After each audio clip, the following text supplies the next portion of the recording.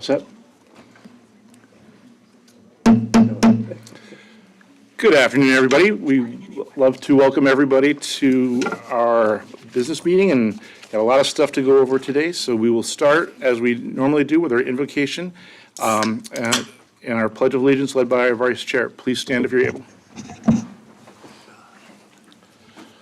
Let's pray. Father God, we just thank you for today. We thank you for the change in seasons, God. We thank you for the staff and the folks that help support this county, Lord. We invite you here today to come to help us with this budget and with the decisions that we need to make tonight, God. We know that if you want to see where people's priorities are, you just open up their checkbook.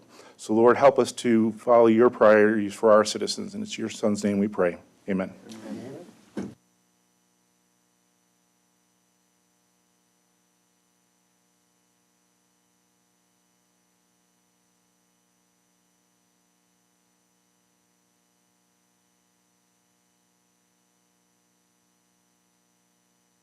Thank you very much. I don't have any comments at this time, so I'm going to pass it right on to our county administrator. Mr. Chairman, members of the board, just one item for you. This coming April 22nd, Saturday, is a countywide cleanup day. There will be 3 locations across Goochland County where our citizens can come to check in to pick up the necessary safety equipment and bags. Those 3 locations will be Station 3 in Centerville, this building, and the Central High School over in the western part of the county. Starts at 8 o'clock and goes till about noon. So I encourage all citizens and members of our community to take part. That's my report. Thank you. All right, board, are there any requests to postpone agenda and or deletions or changes to the order of presentation? Okay, seeing none, we will move into our citizen comment period. This is a time for folks to address the board on items that are relevant to Goochland County, but not on tonight's agenda. So if you can come up, give us your name and address, please.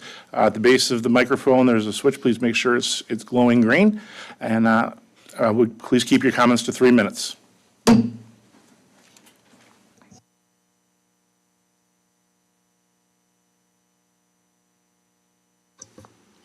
Mr. Chairman, Jonathan Lau, 1521 Mannequin Road. I want to say thank you again to the board. I don't know that people in this world say thank you enough, but one of the things that I've observed as I've been in the audience is the positive impact that you've made with me is the Goochland's Board of Supervisors' ability to adapt, to change, and even recognize sometimes when it doesn't hit the mark the first time. The board's actions on the grass cutting mandate, the noise ordinance, tax on poultry, Mr. Lumpkins, that's a favorite of mine.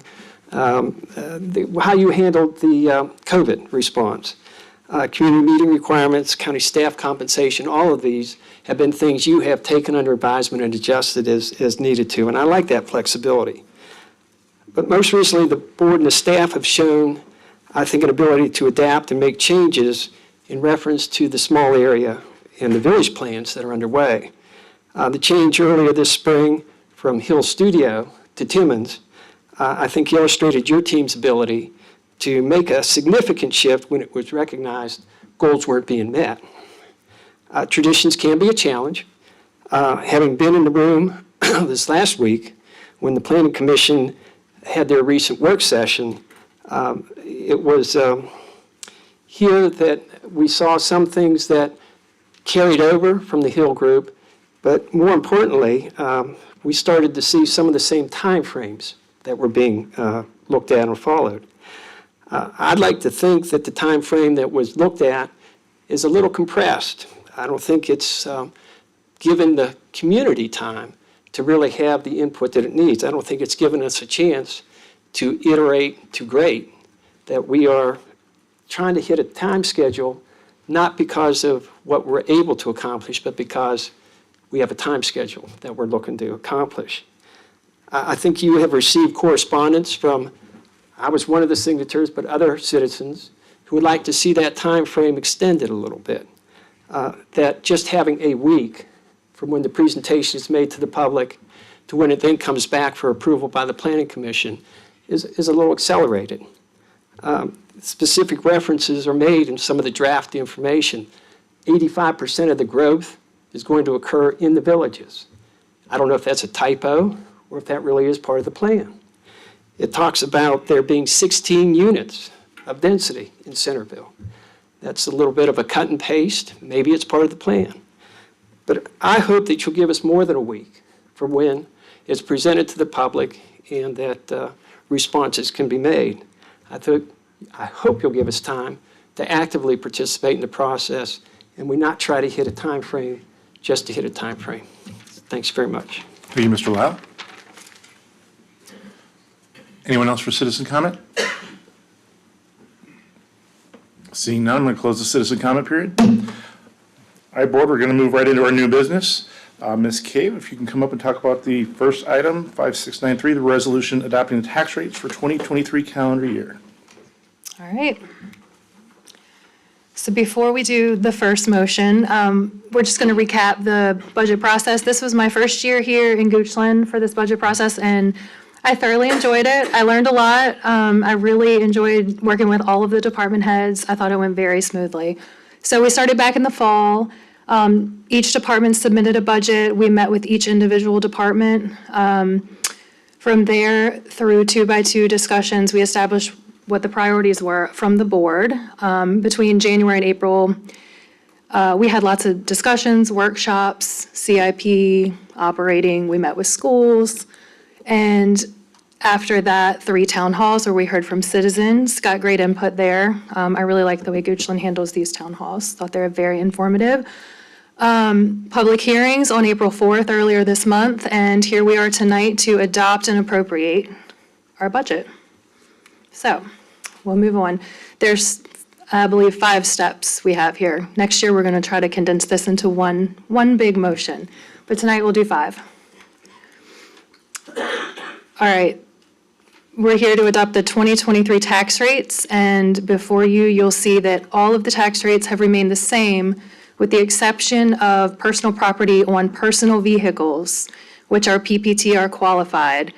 We are looking to reduce this 76 cents to $2.99 per $100 of assessed value.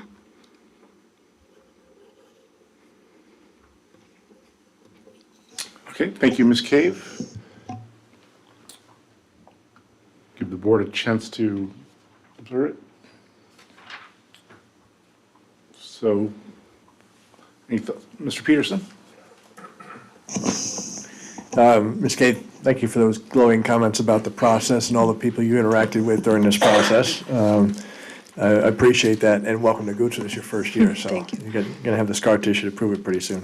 Mr. Chair, what I thought I might do is just to provide some context, since this is a fairly consequential change. And one of the hallmarks of my service on this board has been that we listen to citizens when they raise issues, but more than just listening, we actually take action, since this has been an action-oriented board.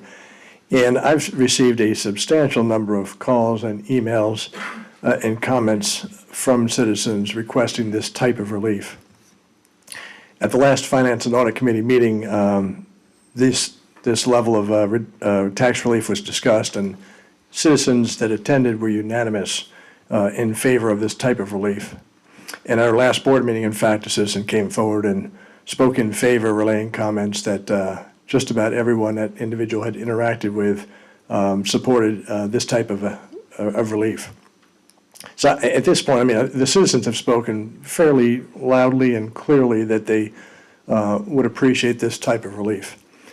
Now, the other thing I'll mention real quickly, besides citizen input, which is paramount, is our what is good tax policy? When you're developing tax policy, what should it look like and how should it be implemented? And there's really 2 types of taxes. You've got progressive taxes and regressive taxes. Progressive tax examples would be income taxes, where you've got different brackets, so that depending on your income, your rate changes. That would be a progressive tax. If there's higher tax brackets, the more you make, the higher the rate is. A regressive tax would be a flat tax, where regardless of how much you make, what your income or assets are, you pay the same rate. And when you raise a flat tax, or it's a regressive tax in that it tends to hurt the most vulnerable and those folks living on very tight budgets the most. When the price of eggs goes up, it hurts the most vulnerable. And So inflation is a type of regressive tax, and it can be absolutely devastating when you increase regressive type taxes. In Goochland, we do not have progressive tax rates in our income or revenues. We don't collect any income tax. So there are no brackets or no bracket creep or no progressive nature to it. We collect real estate taxes, which is 53 cents right now on 100. But that's the same rate, 53, for anybody, regardless of how much you make. So it, again, is a type of regressive tax. Same thing with personal property taxes. So if you believe that to be true, that it's more devastating on the more vulnerable, if you reduce a regressive tax, the benefits then would accrue more generously to those that are more marginal and vulnerable in our society. So then what is good tax policy then? There's regressive and progressive are the nature of taxes, but what are good policies, or what's the nature of the taxes that we should be collecting, given that we have regressive taxes? Well, one of our rules of thumb is to match recurring revenues with recurring expenses and one-time revenues with one-time expenses. That's just basic tax policy. In this county, the large portion of our expenses are personnel-related. That's salary, wages, and benefits. Those tend to be relatively stable.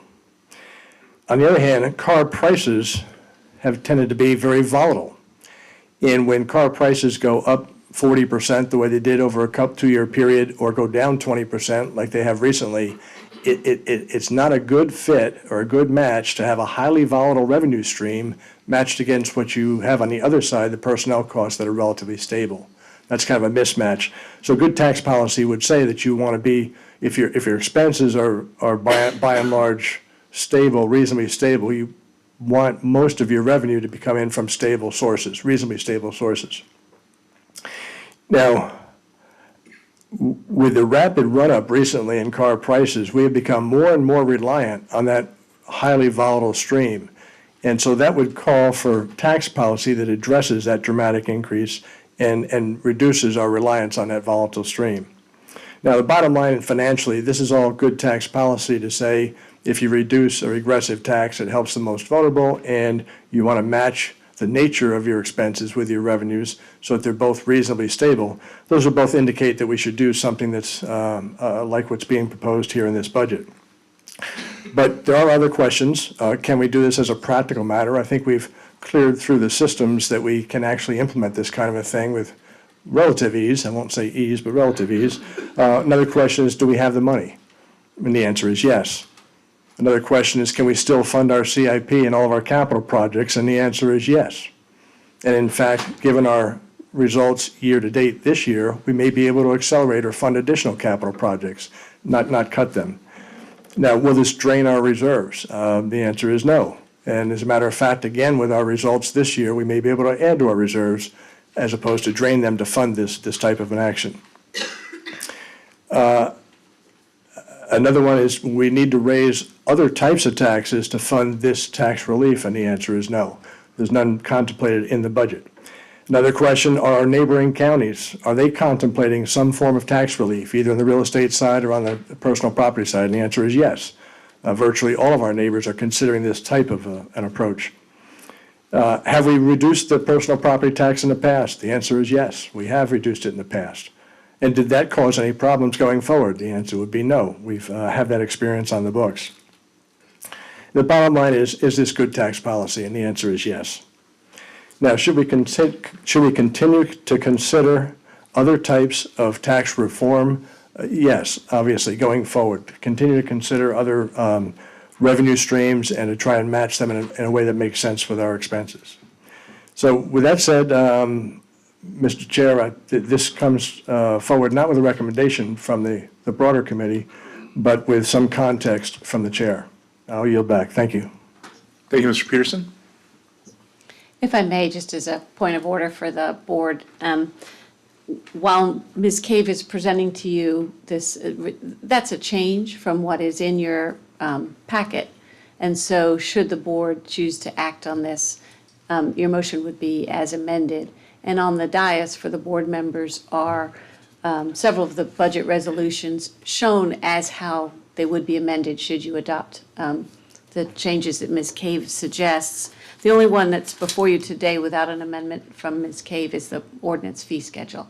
But the others, should you choose to do as she is recommending, would be to be adoption as amended. Thank you. Thank you, Ms. McGee.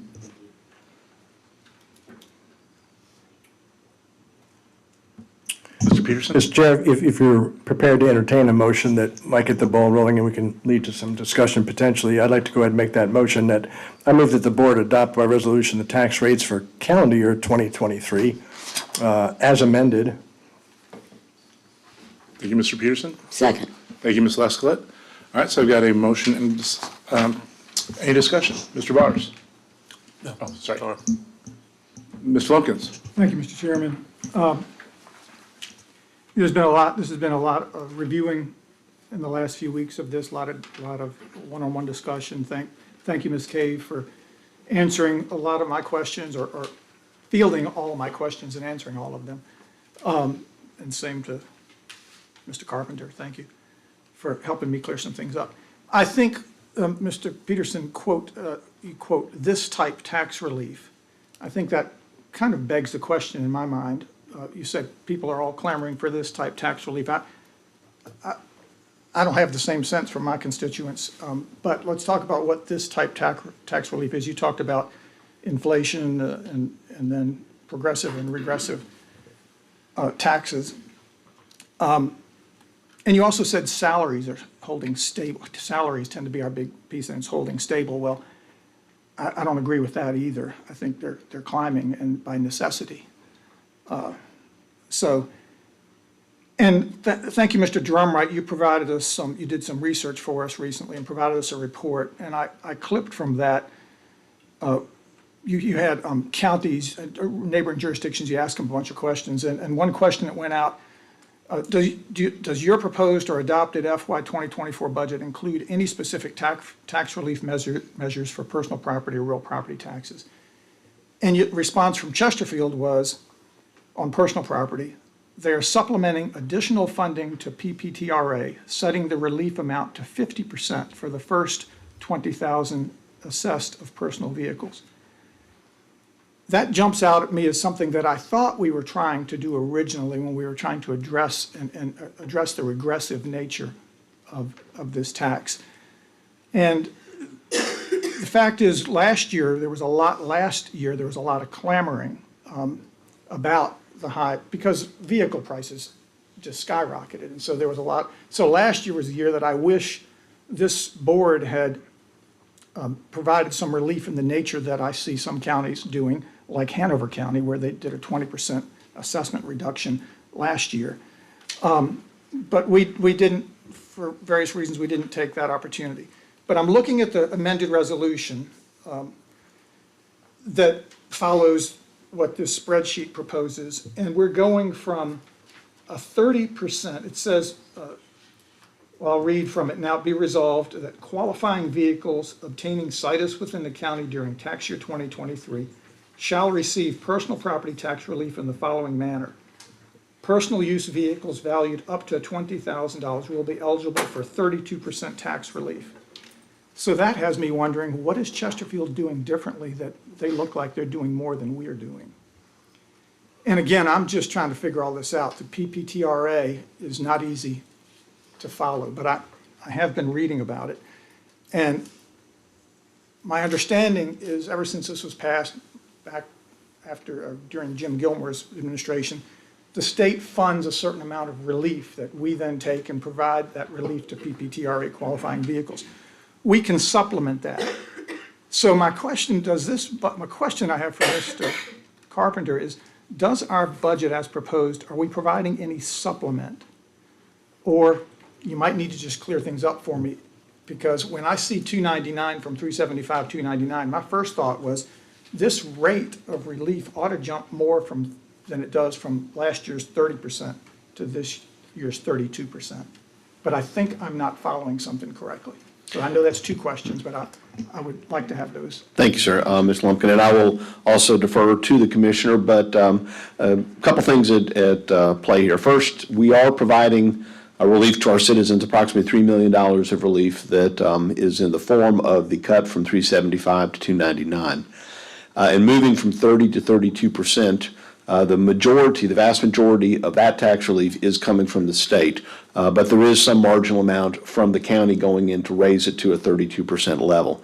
$70,000 perhaps is going into that as well. And that's part of the overall impact that we refer to the citizens in this presentation of a $3 million relief to our citizens. Now, going from 30 to 32% and why it doesn't have a greater impact, at the same time that rates went up on cars 40% last year, this year they're dropping an average of 20%. So increasing from 30 to 32% when the average value has dropped 20% is not going to have as much of a growth factor as if the car values had stayed the same as they were last year and it went up from 30 Okay, to so the 32%. delta, the relief percentage that's in this is just based on a raw number, and so the price increases are tamping down.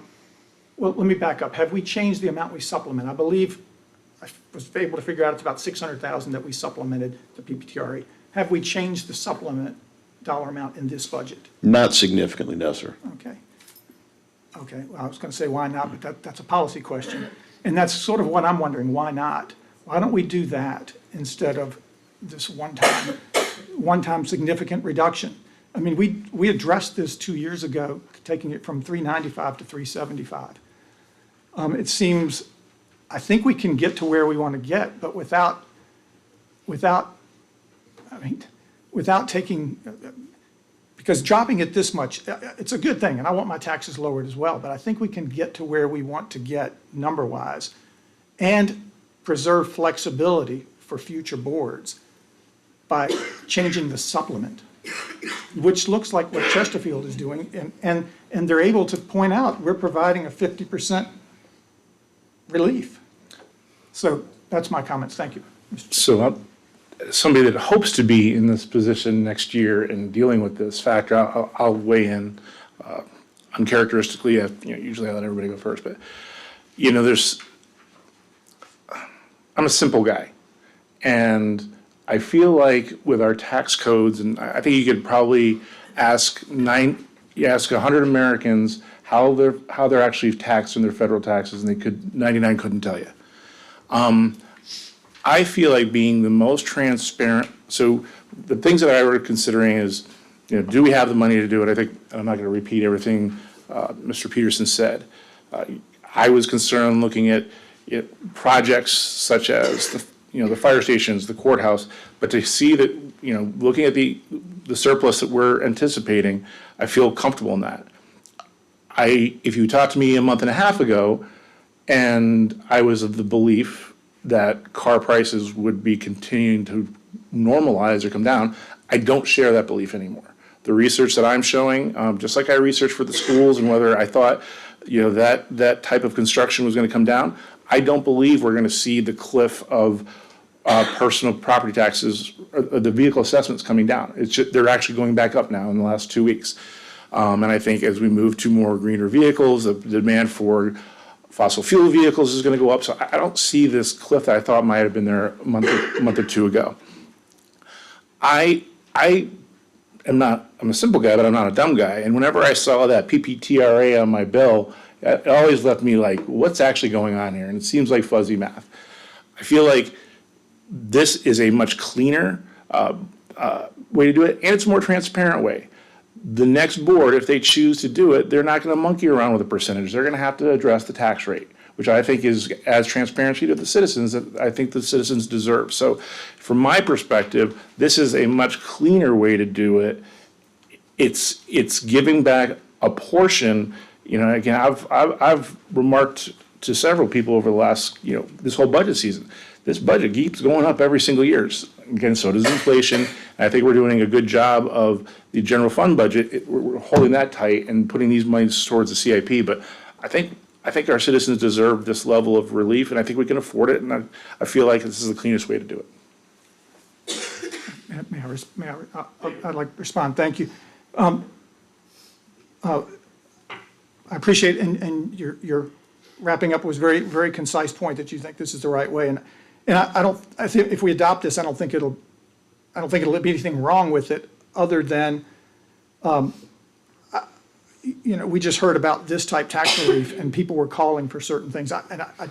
To your point, you said part of what you're saying is I think you're making my argument, because you said a month ago you weren't there. Now now prices, and so that reality of here we are on time to adopt, and we've had swinging emotions and thoughts about this since we started talking about it, in January.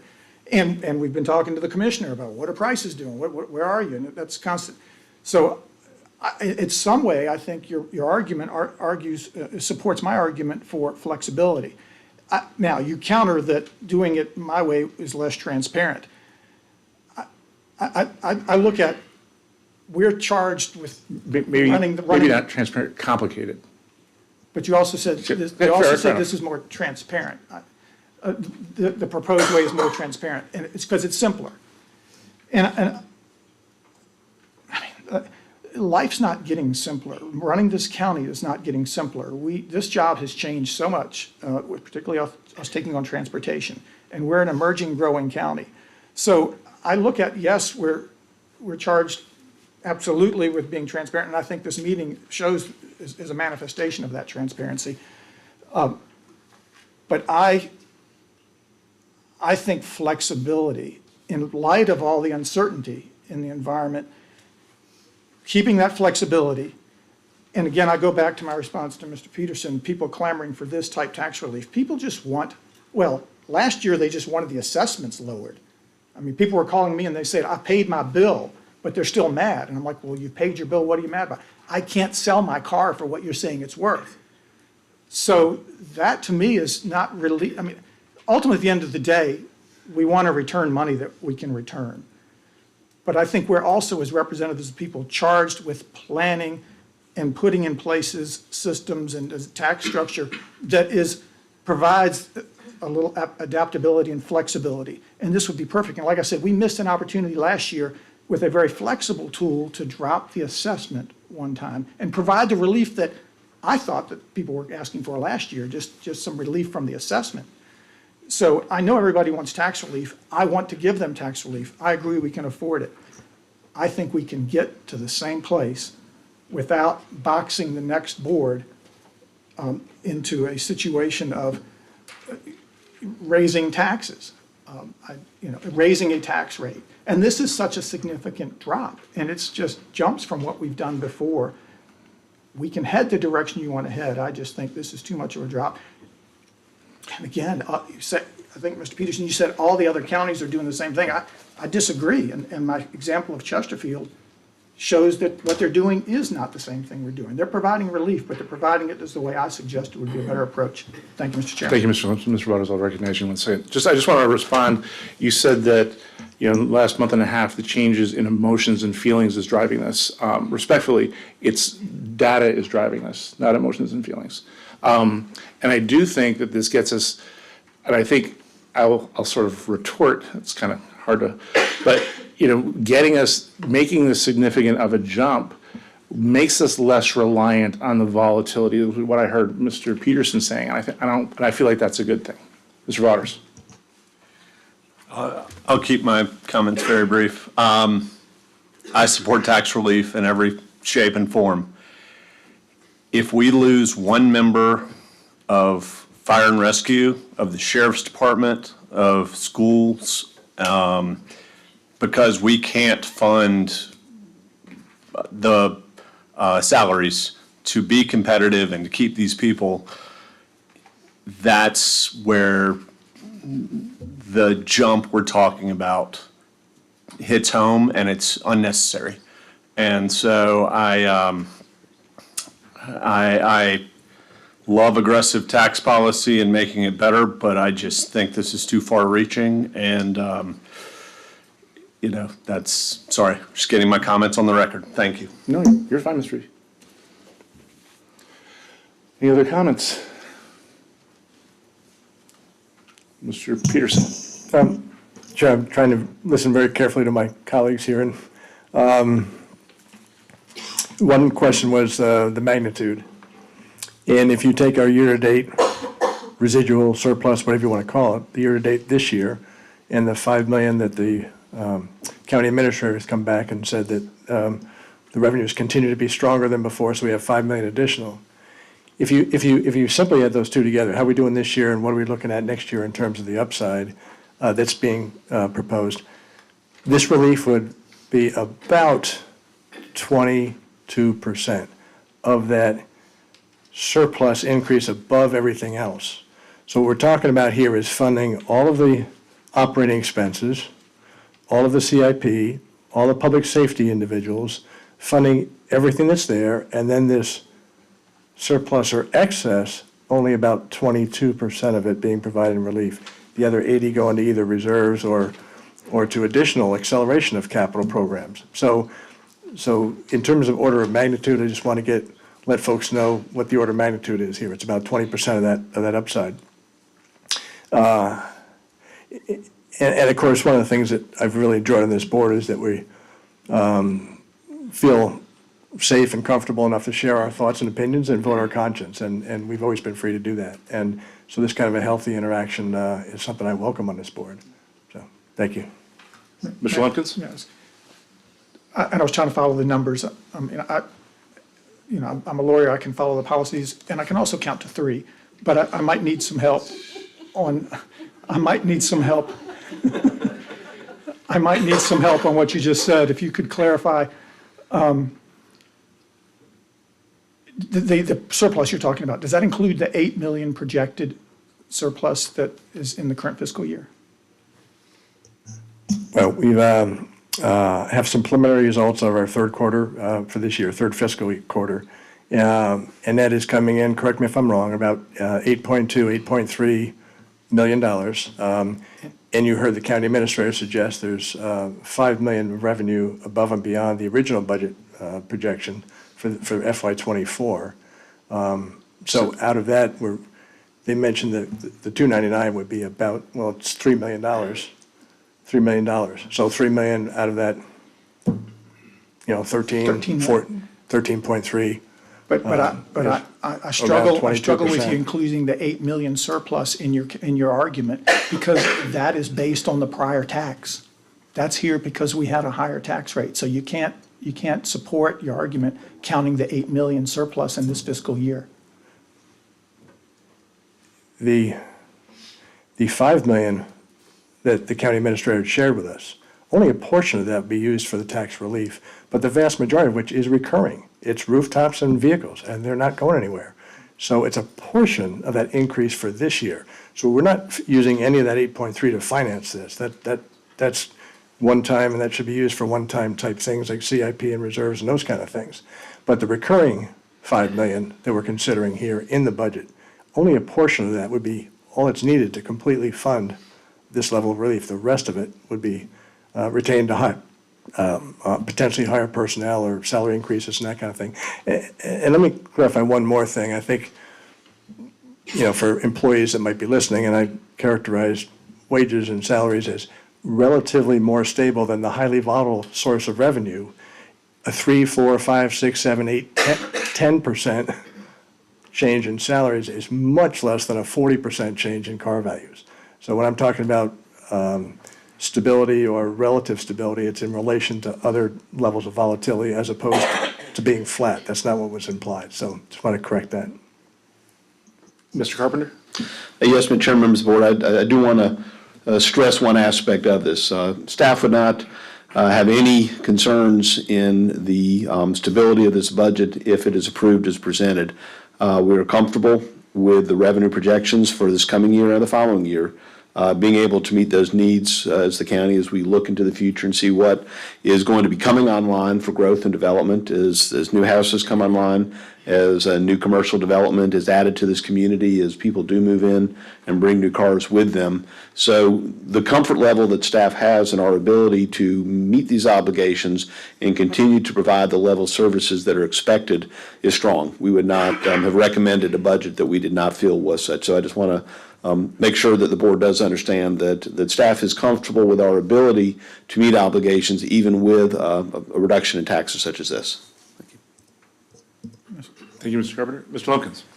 And thank you, Mr. Carpenter, but I hope I tried to be clear from the outset that I think we can get to the number we're trying to get here. That I have no question that the budget is strong, the county's in great condition, and you know, we've had a lot of that, and you sharpened the pencils and found the 5 million, and we've been dealing with that. So I appreciate you saying that, but I hope nothing I said prompted you to try to express that, because that's not what I hope I was clear from the start.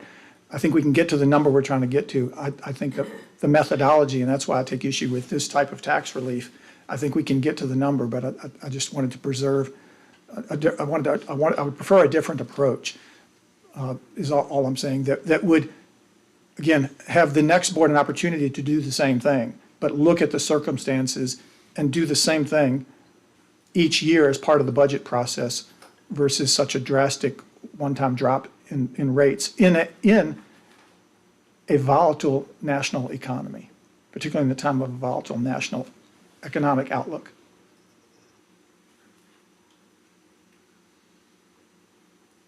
Board, any further discussion?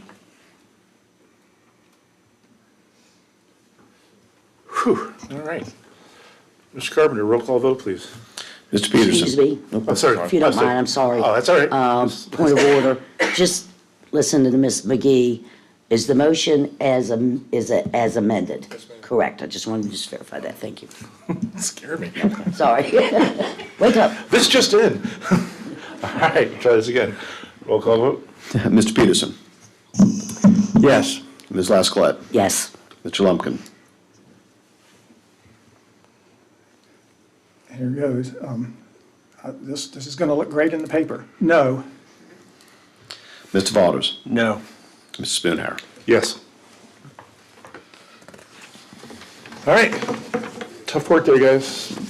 All right, moving on, Ms. Cave? All right, I know there has been a lot of discussion, and the rest of these slides are based on the 299 tax rate. So keeping that in mind, as Mr. Lumpkins addressed earlier, we also need to set the personal property tax relief rate. We do receive $2.85 million each year from the state. And then we are able to pass that on to citizens and also provide additional relief in this form if we so choose. For the last 5 years, Goochland's rate has been set at 30%, and we are looking to up that by 2% to set it at 32% tax relief. 2% increase over last year. Thank you, Ms. Cave. Mr. Lumpkins? I'm sorry, I left my mic on from last time. That's okay. But Mr. Chairman, I'll move that we adopt the 2023 personal property tax relief rate as presented. Thank you. Excuse me, friendly amendment, is that as amended, not as presented? As amended presented. Okay, thank you, Mr. Lumpkins. Do I have a second? I'll second. Thank you, Mr. Peterson. Discussion? Roll call. Mr. Chair, just very briefly. Sir. There was some discussion earlier about a little disappointment that we couldn't steer a little bit more of the relief toward the first 20,000, the lower price vehicle. This does that. It increases the relief specifically toward those lower price vehicles. So it makes this regressive tax at the margin a tiny bit more progressive, and that it provides more of the relief to the folks that are most vulnerable, if that makes any sense. It does, and this is where I would like to have worked a little bit more, but I'm good. I made the motion. Thank you, Mr. Lumpkins. We have a motion and a second. Any further discussion? Roll call vote. Mr. Peterson. Yes. Ms. Laskellette. Yes. Mr. Lumpkins. Yes. Mr. Valders. Yes. Mr. Spoonhour. Yes. Excellent. Part 3, budget-related ordinance changes. These few ordinance changes, they're all related to fees in the Commissioner's office, and utilities were presented with the original budget presentation. No changes were discussed at the public hearing, so this motion will be as presented. This is the only one that has no amendments to what we've discussed prior. And just to recap, the water volume and service fees would increase by 3%, sewer volume and service fees would increase by 4%, water and sewer connection fees 5.5%, and then 2 changes in itinerant merchant permit fees, a decrease and a removal. Thank you, Mr. Cave. I move that the board adopt as presented this ordinance amending the Goochland County fee schedule, Appendix C to the Code of Ordinances. Thank you, Mr. Valders. Second. Thank you, Mr. Peterson. Any discussion? Just one comment. Yes, please. I'm particularly glad to see that we were able to resolve the itinerant merchant situation that we had earlier. So hopefully that will help some of these small businesses. Thank you, Ms. Lasclette. Any further discussion? Roll call vote. Ms. Vaughters? Yes. Mr. Lumpkins? Yes. Ms. Lasclette? Yes. Mr. Peterson? Yes. Mr. Spoonhair? Yes. And before we adopt the budget, so the next two steps are to adopt the budget and then appropriate the budget. Before we adopt, I'm just going to go over what amendments have been made since the original presentation on February 21st. So since February 21st, we have reanalyzed the economy and decided that we think the revenue will increase by right under $5 million. That was presented right before the public hearing. So also at the public hearing, we had put before you the options, as you know, of we could give that back to citizens in the form of tax relief. We could fund additional operating expenses, and we could fund additional CIP. And we let you guys decide that, and here we are today, and the changes, or what we're doing with that 5 million are we're giving 3 million in tax relief. We are, to fund the projects that we had originally suggested, we're going to use $750,000 of fund balance. So that is a change from our last discussion of $2.7 million. The expenses, so the net change, if you look at the 3 million decrease and the 750,000 increase, is 2.25 million. And that's what will change from the original presented budget. So what's being funded in this budget now is a 7% cost of living increase rather than 5%. And sheriff deputies and fire rescue employees will receive a total of an 11% raise, and communication officers will receive 13% raise. That costs $865,000. Those smaller costs were bringing on 4 new full-time employees, and then several small operating expenses. The biggest portion of that was to provide more to economic development for, we were calling them closing costs, but to get projects down the road for last-minute changes that need to happen to make deals closed. We're going to give the schools $500,000 to fund their additional 2% cost of living increase. Same with utilities and Office of Children's Services. Those funds will increase by a small amount to fund the salary increase. We're adding an ambulance and an additional $500,000 to put towards future CIP, whichever projects we find to be most important at the time. So we're going to increase CIP by $876,000. So that summarizes what we're doing with our $5 million.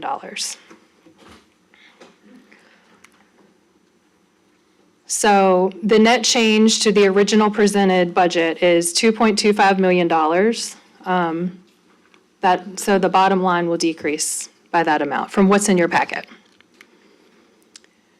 And here's a summary. So this will show our bottom line of $141,411,148. That's a 13.7% increase, bottom line, all funds. And this motion is to adopt this as amended, along with the 25-year CIP program that we had in the workshop. Thank you, Ms. Cave. Mr. Peterson? Yes, Mr. Chair, if you could just back up a couple of slides very quickly. I just want to touch on a few things, maybe where the 5 million was going, because it follows on our earlier discussion of providing a portion of that 5 million as relief. And can we still fund our other priorities? Thank you, this is it. So you can see with that 5 million, 3 million of the 5 would go to fund the tax relief we talked about earlier. And where it says use of prior fund balance, it's really use of fund balance. I guess we're pulling that from the CIP, future CIP programs, designated funds, on the theory that there'll be a substantial return of funds back to that category. So it's kind of a temporary. And then if you see, what else are we able to do beyond that tax relief? Are we able to take care of our personnel, fire rescue, sheriff deputies, all the important first responders? And you can see in here, we do increase the cost of living. We do increase the compensation for those first responders, those very important public safety individuals, and the communication officers as well. And you can see that we're also adding some additional employees, providing additional funds to education. So we're in that position of being able to do a lot of everything as opposed to just one particular thing. So then if you wouldn't mind going to the next slide, I believe it was. Well, not this one, the next one after that. Let's see if there's, okay, so for those that are watching at home or in the audience here, you see the bottom line, bottom right-hand corner, 13.7% increase. That's almost half of that is our capital improvements, the $26 million. It's a if you took that $9 million delta, the $9 million increase, here I'm looking at the second to last line. Capital improvements starts at 11 million, goes to 16. You see the 26 million is a 9 million increase. That 9 million increase is almost half of that 17 million increase you see at the bottom of that column. So that 13 really is about a 6 or 7% increase. And then in addition to that, we have the capital spending increases on top of that. So for the normal recurring kind of numbers, it's not a 13 or 14% increase in the overall budget. Just wanted to point that out. That's a great point, and over 15 million of that is Goochland Elementary School, which is definitely a one-time, in any time in the near future expense. There we go. Thank you. Thank you, Mr. Peterson. Any other comments? Do I have a motion?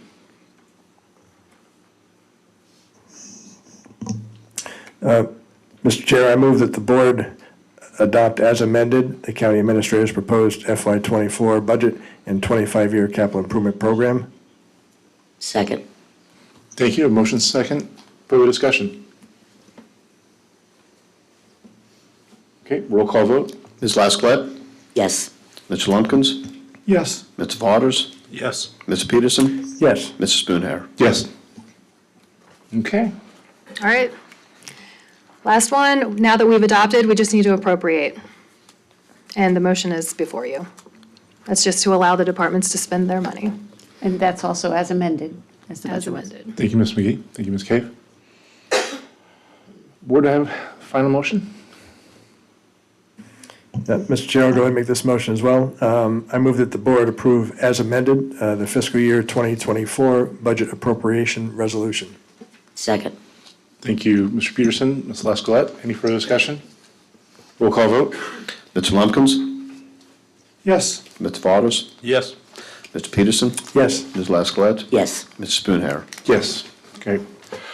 Well, I'm sure I can speak for most of the board here when I just tell staff how much, staff and the other constitutional officers that have worked with us, the schools, how much we appreciate the partnerships and all this. This is not, in my short tenure here, this has been the hardest thing we've done is the budgets. My first year, we had to do 2 in 6 months because of COVID. So I got a little bit of extra practice, but just thank Mr. Carver, you and your staff, and Dr. Rayleigh and his staff and the board, school board and constitutional officers. So we have a budget and appreciate. Mr. Chair, if I could? Yeah, go ahead. Could I just suggest to Mr. Carpenter, County Administrator, that they not start on the FY25 budget tomorrow? Just wait at least a day? Well, he gets a dinner break. Okay. All right, and we also thank the citizens greatly for being on-time payers and supporting the efforts and giving the feedback necessary to get a budget that reflects the values of this community. So at that, I will, Mr. Lumpkins? Yeah, you mentioned Dr. Rayleigh in the schools, and I just want to shout out to Dr. Andy Armstrong, who's joined us today. He's as y'all know, the interim school superintendent. So I just want to congratulate him and welcome him, and thank you for your work to date and going forward. Thank you, Mr. Chairman. Absolutely. All right, we will stand in recess till our 6 o'clock meeting.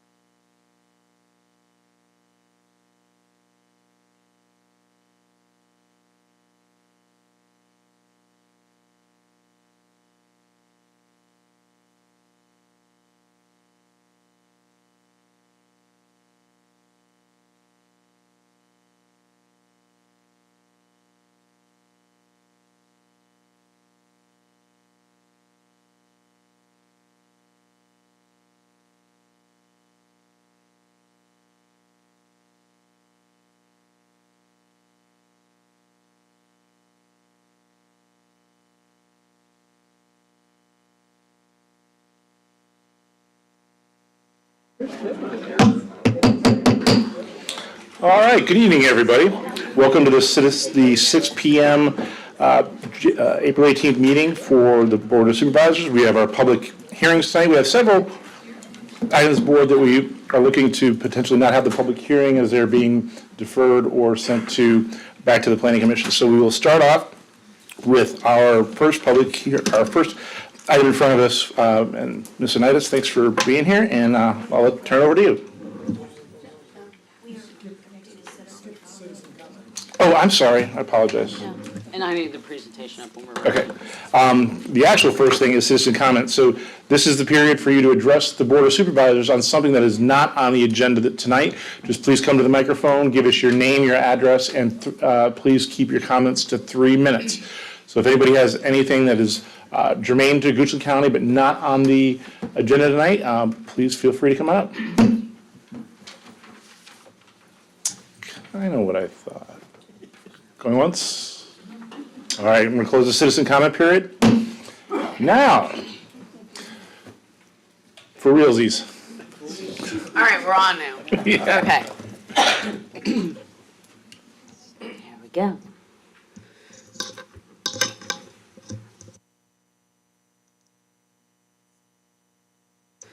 Good evening, Board of Supervisors. I'm Crystal Anitas, Deputy County Administrator. Before you tonight, you have a request to withdraw. This relates to the community meeting ordinance amendment requirement. At this time, staff is recommending to the board to vote to withdraw this ordinance amendment.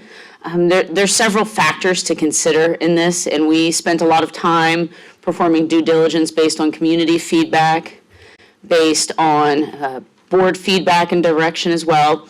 There's not a clear-cut set of objective criteria that we can apply that eliminates community meeting for certain cases or requires it for some. There's not one size fits all. There's also a high level of activity occurring in the county. As you know, we're a growing county.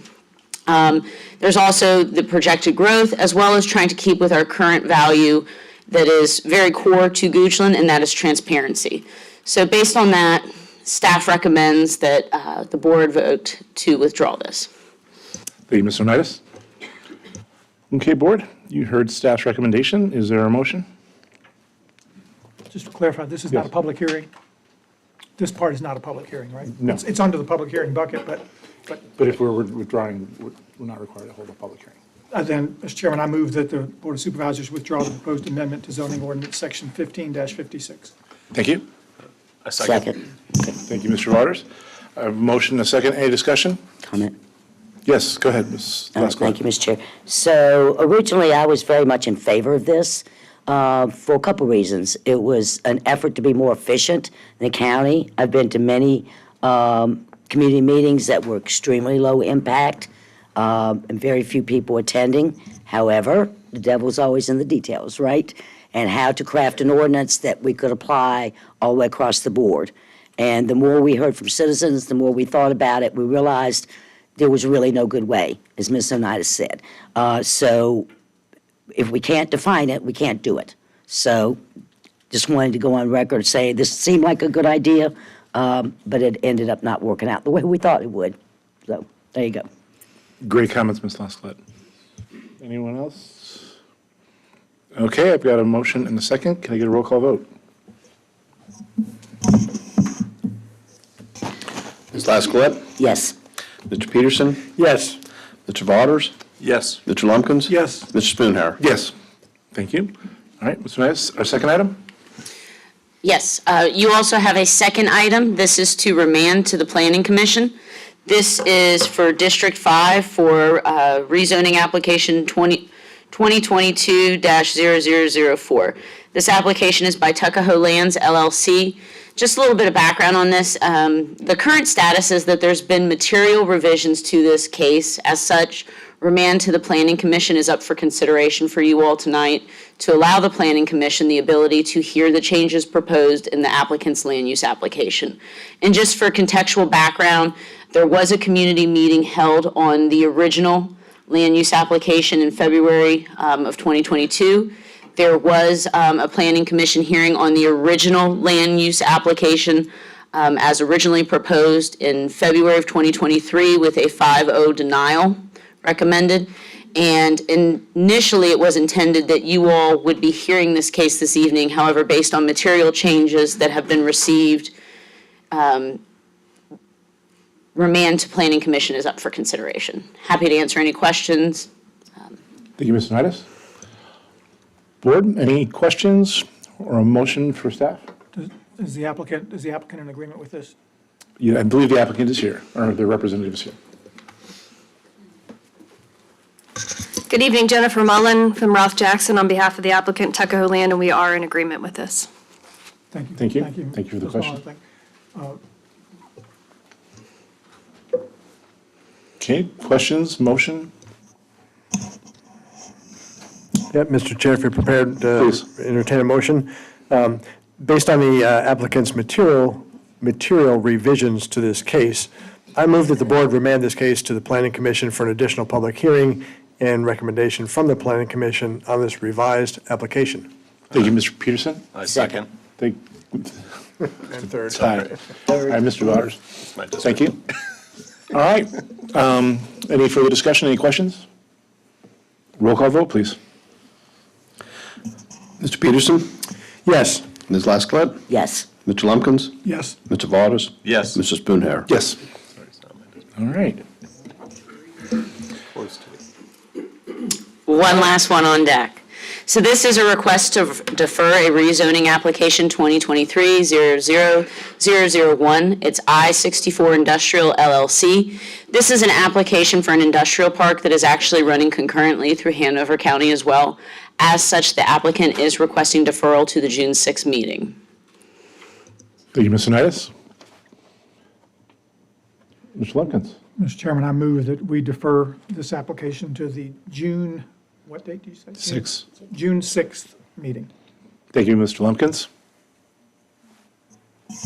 Second. Okay, thank you, Mr. Peterson. We got a motion and a second. Do we have any further discussion? Ms. Laskett? Thank you, Mr. Chairman. So just one question. Is this a coordination issue between the two, where the two county boards are hearing it? There's ongoing coordination efforts with the economic development offices in both localities, as well as public safety organizations in both localities, just figuring out logistics. Okay, thank you. Thank you, Ms. Laskett. Any other questions?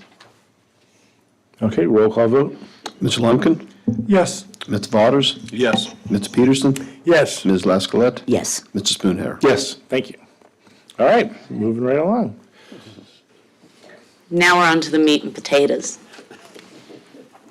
All right, our first public hearing consideration of the evening is for a conditional use permit 2023-00001 for Luckstone Corporation.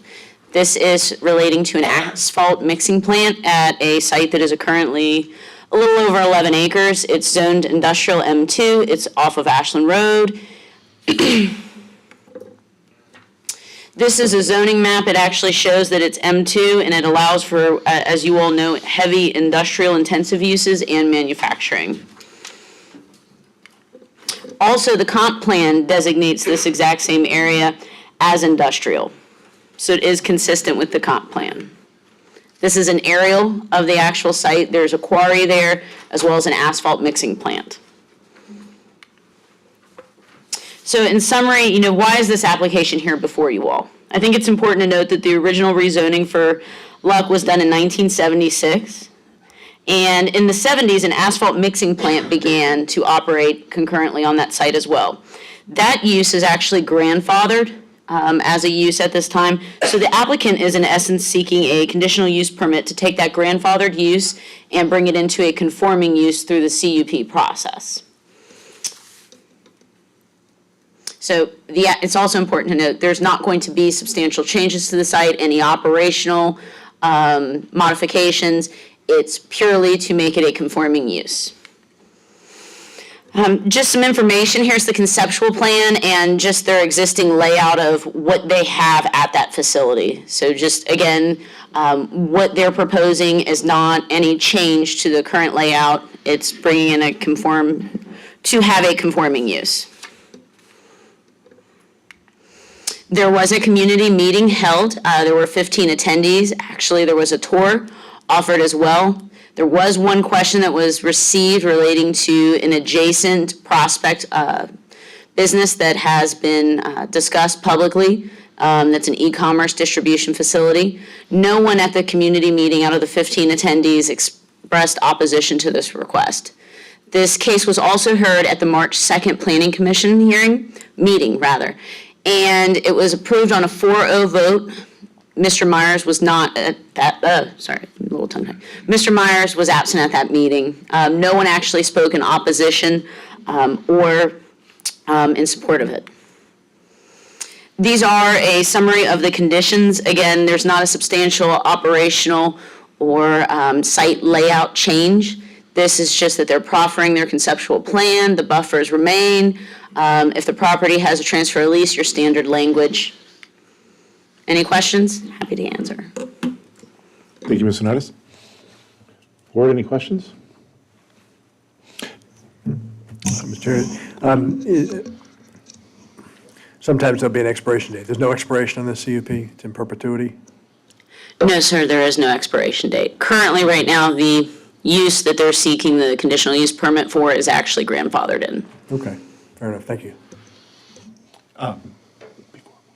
Is the applicant here? Yes, sir, the applicant is here. Okay. Do they want to say anything, or?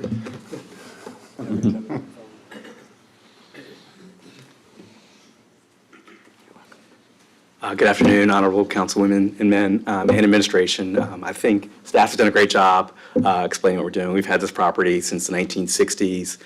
We added the asphalt plant in the 1970s, and we're going through, as you know, we're a 100-year-old company, and a lot of our uses have been proffered in as ordinances have been created. And we're going through our portfolio and just getting everything tidy and neat with our ordinances. So I'm here for any questions. I also have Bobby Kluzik and Mitchell Edwards, who run operations at our Rockville plant, for questions too. Okay. Any questions for the applicant before I open it up for the public hearing? Oh, could you just state your name? For the record? I'm very sorry, Vic Murthy with Luck Companies. Thanks, Mr. Murthy. All right, well, you're good for now. Great, thank you. All right, so now we're actually going to get into the public hearing. So for the, I see some new faces to just kind of talk about how this goes. You saw that we have a staff presentation. The applicant comes up, we get to ask a couple questions. But then now we'll open up for the public hearing. Please state your name and address. You have 3 minutes to address the board. And then the board will then close the public hearing. The applicant can come back up and address any concerns that they may have heard. And then we'll go to work. We'll get a motion discussion, and we'll work on this application. So at this time, I am opening the public hearing. Seeing no one coming up for the public hearing for this case, I'm going to close the public hearing. All right, board, any questions, additional questions of the applicant? Do I have a motion? Given that Luck is grandfathered to do this and that they are good stewards of our county and have always been good stewards of our county, I move that the board grant conditional use permit CU 2023-1 for an asphalt mixing plant at 2115 Ashland Road, subject to the imposed conditions as presented. Thank you, Mr. Botters. Mr. Lumpkins. Any further discussion? Okay, roll call vote. Mr. Waters? Yes. Mr. Peterson? Yes. Ms. Laskowlet? Yes. Mr. Lumpkins? Yes. Mr. Spoonhour? Yes. All right. Now, I think all you've been waiting for, our fifth case of the evening.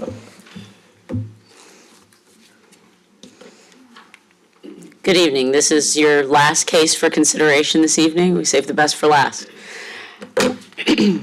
So before you all for consideration tonight, you have a rezoning for a 5-acre parcel. This is RZ 2023-00002, known as the Goochland County Hockett Road Fire Station. The existing use there is M1 Industrial Limited, and the request is to rezone to a B1 with proffers. So the use for this is intended as a new fire station with a location off of Hockett Road, and the land use is designated as prime economic development.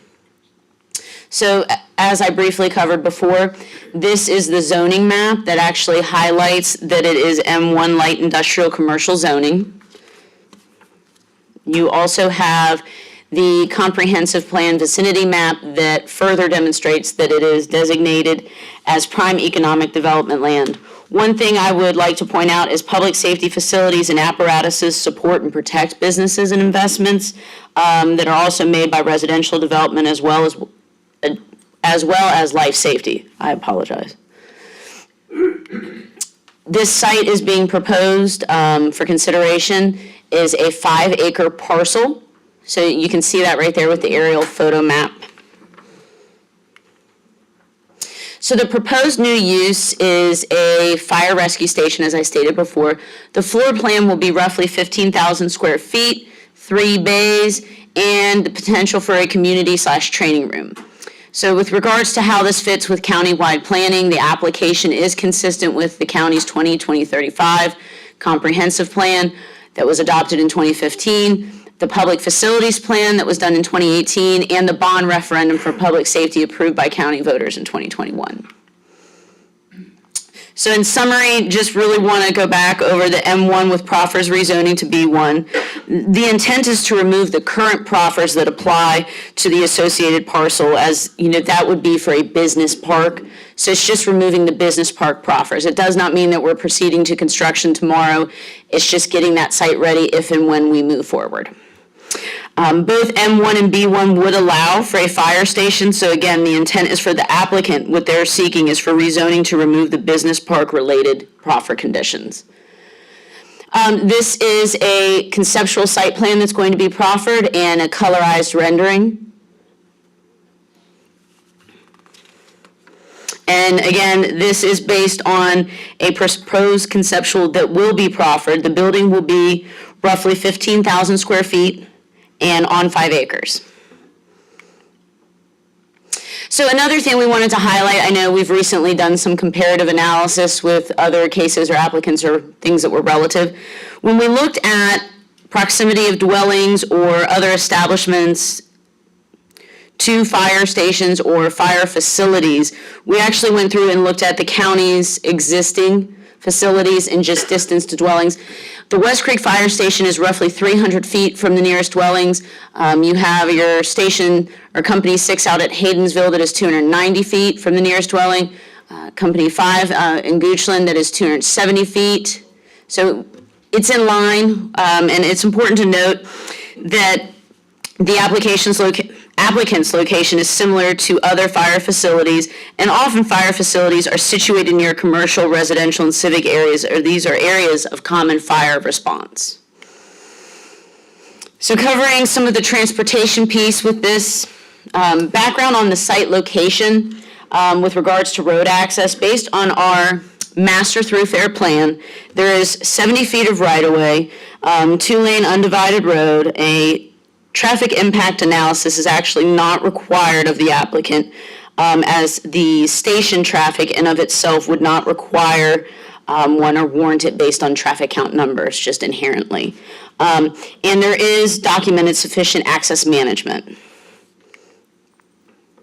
So a little additional information on transportation. I think that this is important to highlight because these are things that will be assessed as part of the process as the plan of development or as the site progresses, should it progress. So that, again, should the site progress to become a fire station after the rezoning. Things with transportation will be addressed in the vicinity of the site location, such as preemptive signage. That will be assessed and reviewed through a plan of development process. Speed study considerations, assessment of traffic signal needs, those actually occur in tandem with a commission of a facility, whether it's there or anywhere. Those actions occur working with VDOT.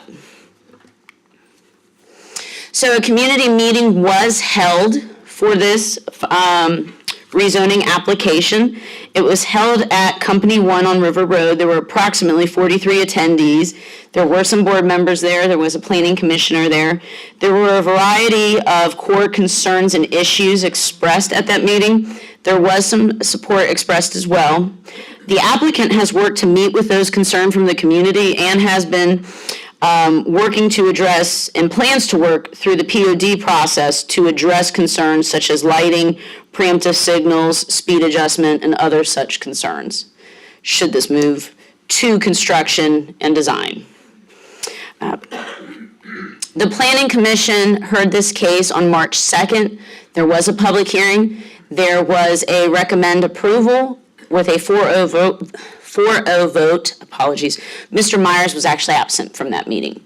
9 citizens spoke during the meeting. There were actually 2 in support and 7 that expressed concerns. As you can see, they noted their concerns as location and site selection process, traffic safety, lights and sirens, impact to property values, very similar to the ones noted at the community meeting.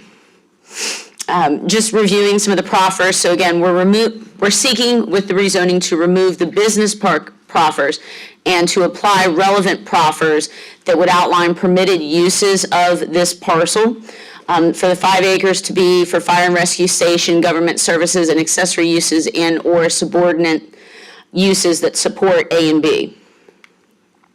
They're proffering the conceptual plan that has been shown to you all in this presentation of roughly 15,000 square foot building footprint, 3 bays, 5 acres, and also that the refuse containers will be in enclosures, as is standard for similar facilities. Happy to answer any questions you all may have as a board.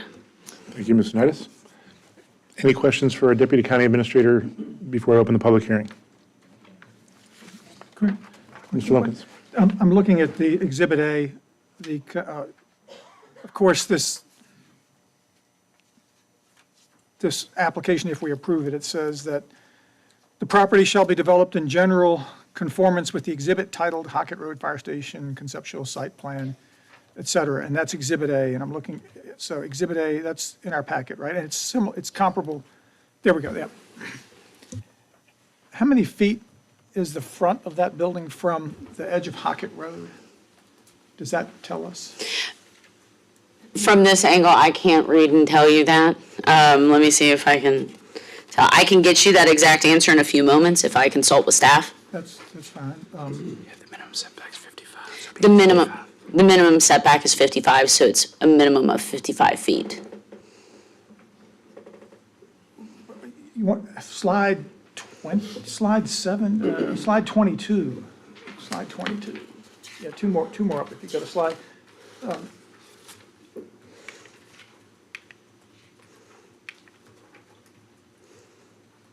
This one? One more, I think, 21. There you go. There you go. What is that first, the MTP ultimate right-of-way width of 70 feet? Can you just help me understand what you just said, 55 foot and the right-of-way? The right-of-way is a VDOT right-of-way, 70 feet on the east side of Hockett Road? I will defer to staff on that. Tom Coleman, Principal Planner. The existing right-of-way is about 50 feet. The ultimate right-of-way is 70 feet. That's from the major thoroughfare plan. So there has been some right-of-way dedicated on the other side of the road. There will be some right-of-way dedicated on this side of the road. So any setbacks for the building setbacks will be taken from assuming the road is 70 feet wide from the ultimate right-of-way. I'll have to noodle over that. I didn't follow that, but we'll continue. Let me try to think about that. I did not follow that. Thank you. Mr. Peterson. No, I was just going to try, Mr. Coleman, before you go anywhere, Mr. Coleman. There you go. Nice try. I'm going to take a swing at this and just tell me if I'm wrong on this because I'm trying to work through this as well. 70 feet of right-of-way includes the road, the shoulders, the entire roadway. So that if I trying to understand where the building is in relation to the road, the center line then of the road, center line of Hockett, on the firehouse side would be 35 feet of right-of-way and at least 55 of setback? Correct. Is that? May I? Sure, go ahead. That assumes that this right-of-way that this road is in the center of the entire VDOT path. Do we know that to be the fact, that we can measure at this point from the center of Hockett Road? Our practice when we're, the roadway is generally in the middle, but it's not always. It can be offset a little bit. So I do want, road pavement width is not the same thing as right-of-way width. So the right-of-way, the open right-of-way is 70 feet. The total. The total right-of-way. That's the long-range plan for Hockett Road. And that came out of the major thoroughfare plan that had recommended Hockett Road be 70 feet wide. 70-foot wide right-of-way will allow you to have how many lanes ultimately? This is planned for 2 lanes. Well, it So- is 2 lanes now. Correct, and that is the long-term plan for Hockett Road in this area, is to remain a 2-lane roadway. Okay. Thank you, Mr. Coleman. Any other questions? All right, don't go far. All right, at this time, I am going to open the public hearing. Please, again, come to the microphone. Please state your name, your address, and please try to limit your comments to 3 minutes.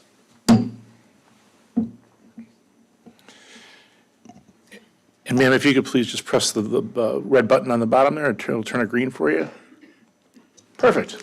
And you can just leave it like that for the rest of the time. Appreciate you. Good evening. My name is Susan Pember, and I live on Swinburne Road in Kenlock Villas. And I'm speaking to you tonight on a specific topic, and that is response time. I also addressed the Planning Commission about that because it's near and dear to my heart. Allergies, sorry. Unfortunately, I had to call 911 multiple times from August through December of '21 with my husband's failing health. Each response time was surprisingly rapid. The calls were in the night, during the day, they were random, and etc. Not much time for me to gather wallet, jackets, etc. when they were at our door. To tell you that we were surprised with the rapid response is an understatement, and surprised that each time was such a rapid response. Responding crews were from different locations, not always the same, and they were all very professional, very kind, and very respectful, not only to my husband, but also to me. And I have to tell you that we were very grateful for all of that. Based on my experiences, I do not see a present need for a better response time, and I question the rationale of this proposed site. I strongly oppose this site on Hockett Road, a beautiful, country, 2-lane, winding with blind curves, no shoulders road. I travel it a lot and I enjoy riding it.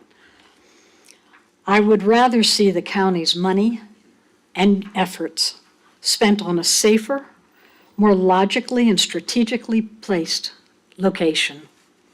I am very grateful for every one of our first responders, and I sincerely thank every one of them. Thank you.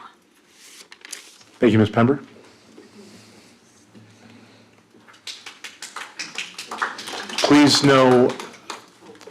Please keep your applause to yourself. Give everybody a chance to speak. My name is Allison Eichler. I live at 310 Piping Rock Road in Mannequin-Sabat. I cede my time to Thomas Eichler.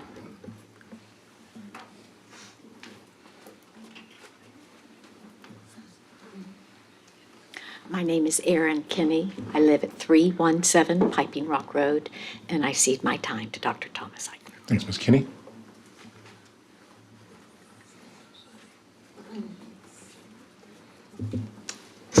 My name is Barclay Zimmerman. I live at 300 Piping Rock in Mannequin-Sabat, and I will also cede my time to Tom Eichler. Thank you, sir. Thank you.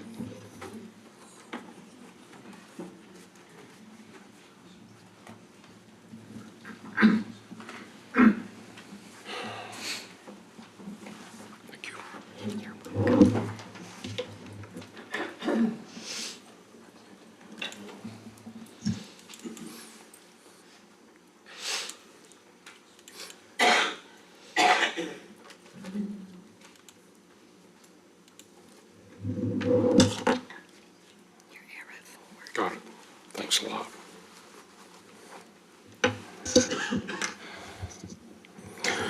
Well, good evening, everyone. My name is Tom Eichler. I live at 310 Piping Rock Road in Kinloch Villas, where my backyard faces Hockett Road. I'd like to thank the Board of Supervisors for the opportunity to be here tonight, and I want to thank the Kinloch Villas Working Group for all the hard work they put in over the last couple of months. And I want to thank all my neighbors who came out tonight as well. I really appreciate their support here. So Goochland County is growing, but not exactly exponentially. Nevertheless, more people means new infrastructure. Municipal services will need to be expanded as well. So we're depending on you to be prudent stewards of our taxpayer dollars. That requires vision, it requires planning, and it requires a wisdom to know when to compromise. So we applaud local government's foresight, but we question both the need and the proposed location of the new fire station on Hockett Road. So the Public Facilities Master Plan that was cited earlier has a lot of detail in there, including where to locate fire stations. Bullet number 3 recommends locating fire and rescue facilities on a minimum of 5 to 8 acres to allow for future expansion. This is, after all, a 50-year investment, so there needs to be room for expansion. And bullet number 4 is to locate fire stations so as to minimize negative impacts on residential areas. So let's see how Sandy Hook stands up to those criteria. Sandy Hook is on the dock for a fire station as well. Here's a short video. You can see panning 360 here. It's pretty wide open to me. The road looks big enough for expansion. There's our intrepid photographer's car.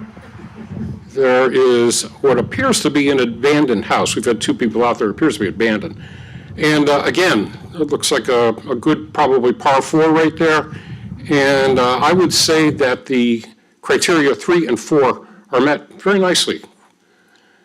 Let's talk about the Hockett Road site and that whole process.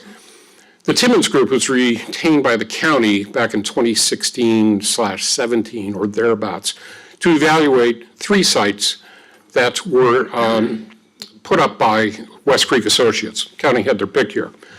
Site number 1, the red dot, is at the eastern end of Tuckahoe Creek Parkway adjacent to 288. Site number 2 is the yellow dot, and that is at West Creek Parkway. We are told that that site is no longer available. Site number 3 is the Hockett Road parcel that is north of the intersection of Hockett and Tuckahoe Creek Parkway. This emerged at some point that I can't understand as the preferred site. But there is no paper trail to document meetings, internal discussions, votes. It became the preferred site by some mysterious process. So here's the eastern end of TCP, and per the Timmons report, there are low traffic volumes, proximity to 288, easy access for emergency vehicles, and the expectation that there is existing infrastructure from the prior West Creek Emergency Center. So you can see the entrance ramp to 288 right there. This picture was taken by the Timmons Group, and it is from, prospectively, the driveway for site number 1.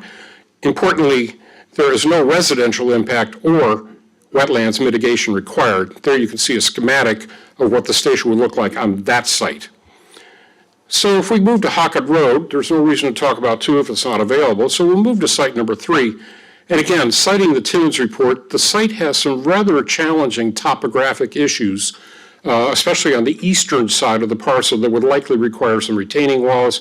And then, of course, there's a tie-in to the water main at the intersection there of Tuckahoe Creek and Hockett Road. So you can see the curve right there heading south. And you've seen the schematic already. This is what the station would look like on that parcel. It's kind of jammed up there into the northern corner with wetlands behind it. So either you're going to pay money to mitigate that or you're not going to be able to expand. This is the aerial view that you've also seen, and this is very close to our neighborhood. That is Piping Rock Road, and there's the mock-up there. So per the Timmons report, again, sewer extension is going to be necessary, possibly wetlands mitigation, as I mentioned, and of course there is the proximity to the properties on Piping Rock Road. So I would say that the criteria for fire stations, points 3 and 4, this site flunks in spades. Now, the primary concern here is that Hockett Road is a 2-lane country road. It's elevated, there are no shoulders, there's nowhere to pull over for an emergency vehicle, there are serpentine curves, and the speed limit is 55 miles an hour. Anecdotally, most of these people behind me will tell you that very few people observe that speed limit. So here's a quick video to illustrate my point. High speeds.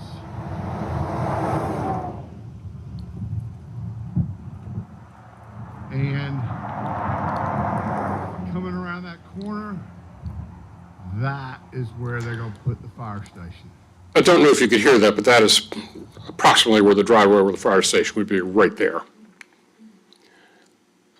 Our primary concern, our secondary concern is also safety. Fire truck and car accidents are pretty uncommon. I will acknowledge that. About 2% of auto accidents actually involve a fire truck, but in 2020 alone, there were 15,000 fire truck accidents, and firefighters do get hurt in these accidents. And you're 4 times more likely to have a fatality in one of these accidents. Stands to reason if you look at the mass there. 50% of these occur at intersections like Pocket Road and Tuckahoe Creek Parkway. Could it happen here? Unfortunately, it already has. In July 2010, in Rocky Mountain, southeast of Roanoke, a volunteer chief and one of his firefighters were killed in a rollover accident. Just about 3 weeks ago, up in Fairfax County, a fire engine collided with 3 vehicles. Groveton is just southeast of Springfield, so in the mixing bowl area up there. 8 people hurt, fortunately, no fatalities. But pay attention to the picture here, folks. That is not a 2-lane winding country road. That is a 6-lane highway where that happened at an intersection. Response times. Well, the chief told me that 75% of the calls are for EMS. Now, the EMS response times that were noted in the 2024 budget showed Mannequin at just south of 9 minutes, Centerville at about 8:45, the overall county at 10 minutes, up a little bit from 2021. The important point here, though, is that EMS response standards were met 90% of the time already. So how does that pile up against national averages? Well, this is a study that was published in JAMA, Journal of the American Medical Association, Surgery, in 2017, looking at emergency response times in urban, suburban, and rural areas in calendar year 2015. 485 agencies across the country, 1.8 million encounters, the vast majority of which were suburban, that would be Goochland County. The results, the urban response time was 7 minutes, the suburban 7.7, and the rural 14.5. So the county's response times are not as good as this one study, but they are still very, very good, and they meet their standards 90% of the time. So, forgive me, I'm not an urban planner, I'm just a plain old doctor, but I'll tell you, this, to me, looks like the quintessential example of hammering a square peg into a round hole. 2 questions jump out. Why here and why now? The 5-acre parcel is too small for the project. The county actually went back to West Creek Associates and asked for 2 more acres. They recognize that. And West Creek Associates said, sorry, no deal. There is no room for future expansion on that site. Both parcels need infrastructure investment. Both have access to Route 288. And furthermore, why now? 18% population growth between 2010 and 2023 per the U.S. Census Bureau may sound robust, but 1.2% over the last year, using 25,000 as N, that equates to about 280 people.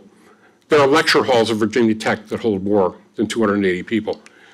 If you want to talk about robust, look at Georgetown, Texas. 10.5% growth rate between July 20 and 21. They are on target to double their population in 7 years. What is their population? 75,000, 3 times the size of our county. So in summary, Goochland County is growing, but it's not explosive. Hockett Road is unequivocally unsafe for all the reasons we just cited.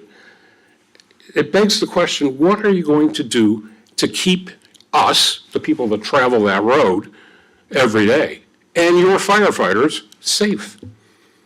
The Hockett Road parcel is inadequate for the proposed project. It's functionally and operationally inadequate.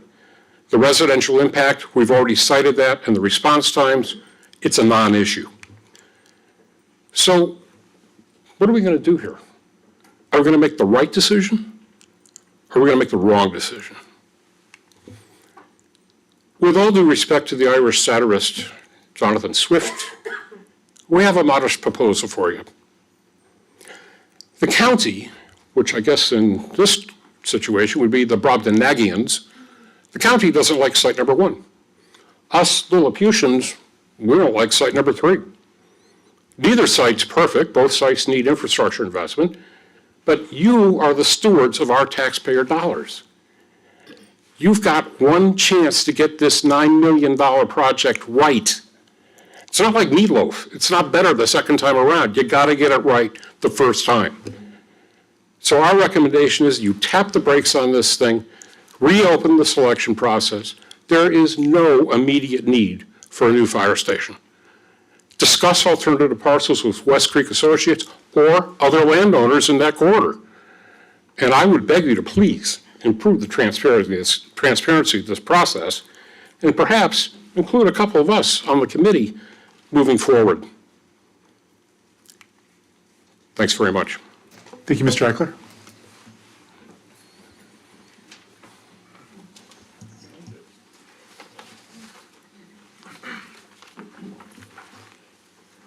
Evening, Mr. Chairman. Do I need to do something to start this? No, you're good. Oh, okay. Thank you. My name's Stephen Pearson, and I live in the Kinloch Villas and back up to Hockett Road. I've been a part of the Villas Working Group and speak in opposition to this rezoning. We've worked cordially and constructively with the county through the process, and I want to stress that we would like to continue to do so. My remarks tonight are related to the selection process and the illegality of this proposal. Why is it illegal?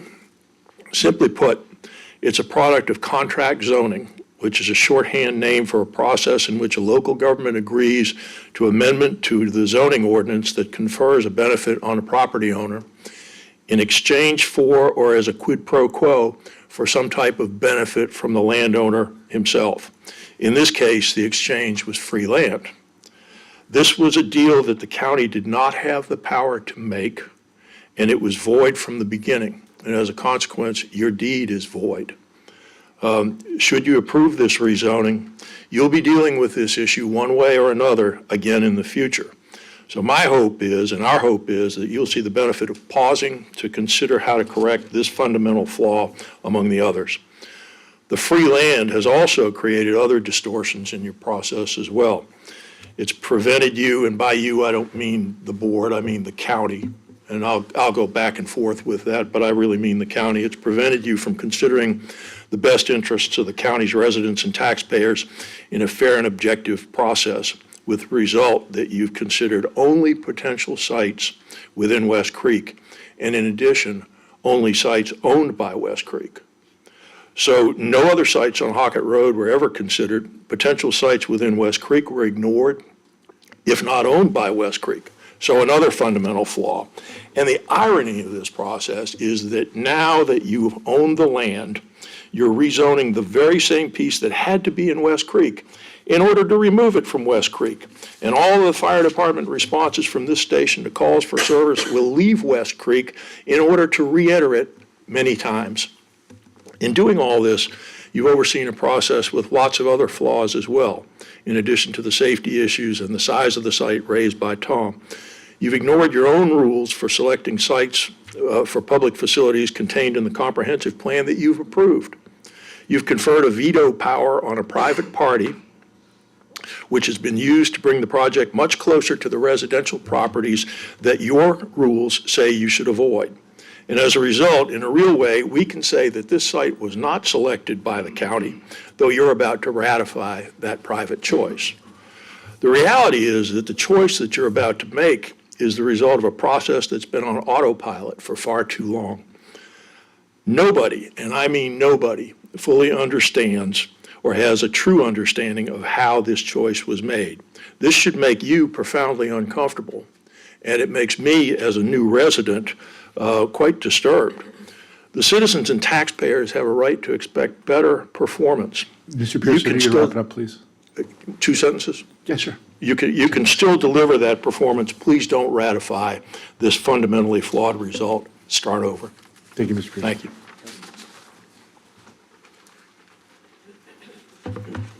Hello. I'm Mark Kenny. I live at 317 Piping Rock. Just a couple thoughts real quick. First off, I want to make sure, we've said it a couple of times, but we really appreciate, where's the fire chief? Fire chief and all our first responders. A few times folks have said this is like the fire department against, or us against the fire department. That's not true at all. It's just, everything's been very civil. We just disagree with the site here. But we all love our fire department and first responders. I just want to make sure that's said ad nauseum because it's so true. So just real quick on the safety, and we have talked about this, but if you look at Hockett, 2-lane road, 55 miles an hour, and this is America, so that means 63 miles per hour. And also, if you even went down to 45, people can be pushing 50. I'm the guy that took the videos, and I'm probably one of the few people in this room that actually stood the site and watched traffic go by, and it very, very fast trucks, very, very fast cars. But the big thing is that S-curve right before, if you come around the corner, right before you get to where the site will be. My concern is even if you're going 45, even 40 around there and you come around, if you have a sign or any kind of light, that first car may stop, but the second car goes right into it or could go right into it. There's no place to go, no shoulder to go. There's like ditches there. Very, very concerned about the safety aspect of where this is. So thank you very much. Appreciate your comments, Mr. Kinney.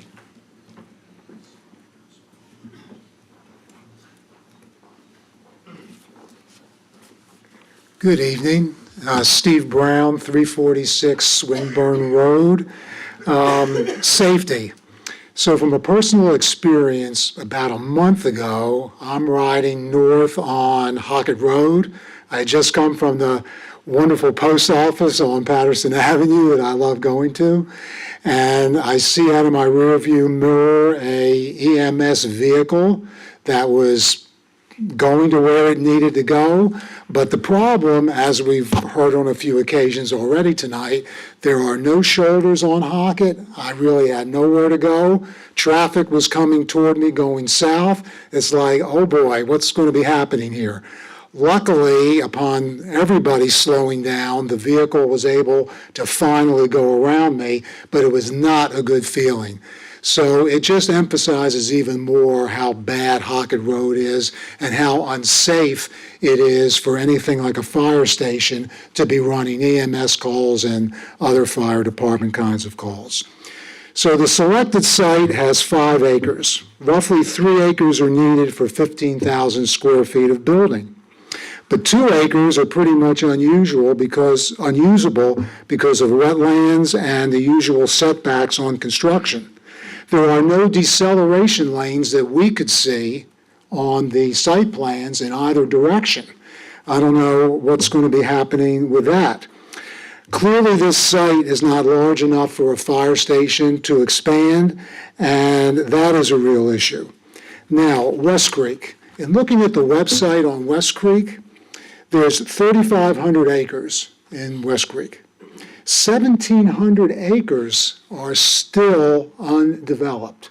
I would certainly think that there'd be another 5 to 8 acre parcel somewhere in that 1,700 acres that would be usable for a very nice fire station. So I believe the county administration should open a dialogue with the Pruitt family to see what other parcels would make a better choice inside the business park. The Pruitts appear to be very civic-minded and are longtime supporters of a new fire station. Our understanding is since 2012. I would like to introduce another idea. Let's discuss the Centerville station that was started in 1954. That is 69 years old. I can't say enough good accolades about the volunteers and others that work out of that building that is that old and must have all kinds of issues for people to do their work. I would propose close Centerville, open up a brand new fire station in that Ashland Road area, make it a bigger fire station, sell the property on that Centerville location, use that money to help construct a brand-new fire station. And I would like to ask the Board of Supervisors to put a pause on this Hockett Road process and open it up for other parcels of consideration. Thank you so much. Thank you, Mr. Brown.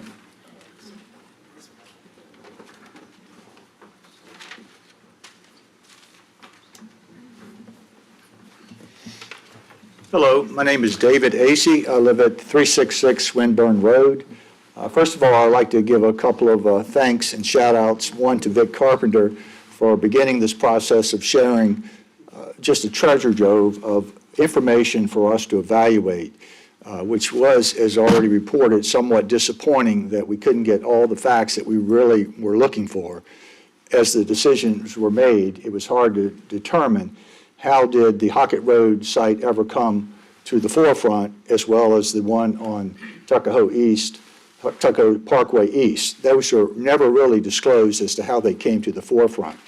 Tom Coleman managed this process initially, and the initial sites that were in West Creek property had full documentation, and he did an outstanding job, but he was taken away. So it was a little bit of a pause on leadership of keeping the continuity of transparency for you and others to be aware of. I know a lot's been covered about the dangerous S-curve, and I travel that road. I see it daily. Again, you know, the 15,000 square foot on 5 acres is going to have some limitations on being able to maneuver the equipment in that tight quarters. And then learning information about the setback requirements, which are a lot less than what we thought. We thought there was 100 feet there. That's alarming because it puts more things closer to the road, more accidents can happen. You know, when you think about the location, and we're not planners, but we do think about where the growth is happening. It's out in the northeast corridor. We're talking about in the Ashland area. We're talking about where Avery Point is coming up. There's a lot of new developments that are going to have emergency services requirements. And to put it right in the center of 2 other existing facilities doesn't make a lot of sense. I love the idea of maybe considering how you already have an investment of valuable property right in Centerville that's probably worth $500,000 an acre for equity that could be considered some other place. Alley's Motel, wide open space. It looks like a great location for a fire station. And there's other places right over at Bogies that could be potentially good. Now, I must tell you that with a substantial amount of annual operating budget increase because of this new fire station, you're going to have some issues retaining the sustainability of Centerville and Mannequin. They need upkeep. They need funding. And you're going to be probably approaching about $2 million a year in the operating annual budget. This is challenging. Just the 2023 versus the 2024 requested budget was a 20% increase. That's a lot of money going in just 1 year, not to discount the fact that a new fire station will add additional expense. So what we're saying there, you've got a location in Centerville which attracts volunteers better than any other location. And you know why? That's because people want to work in a fire station that's active. They're going to be right in the corridor of Northeast, supporting Avery Point, supporting the growth in Ashland, and being able to cover that space that's emerging. So the bottom line is this. It's too dangerous on Hockett Road. We see operational and financial challenges for the county the way it's set up now. So what we're asking you to do is to step back, revisit the planning process, involve citizens. Let us help you make a thoughtful position on how to make this the best we can. Thank you for your time. Thank you, Mr. Tracy.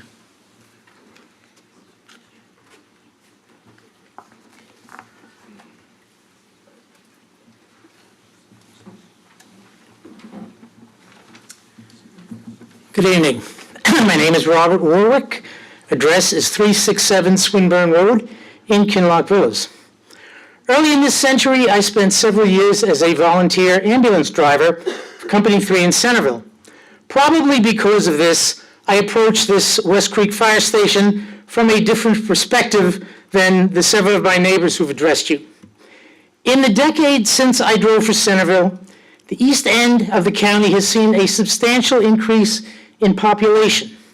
Indeed, many of the communities in the east end, including the one where I live, and notably the Avery Point and Mosaic retirement communities, did not exist 10 years ago.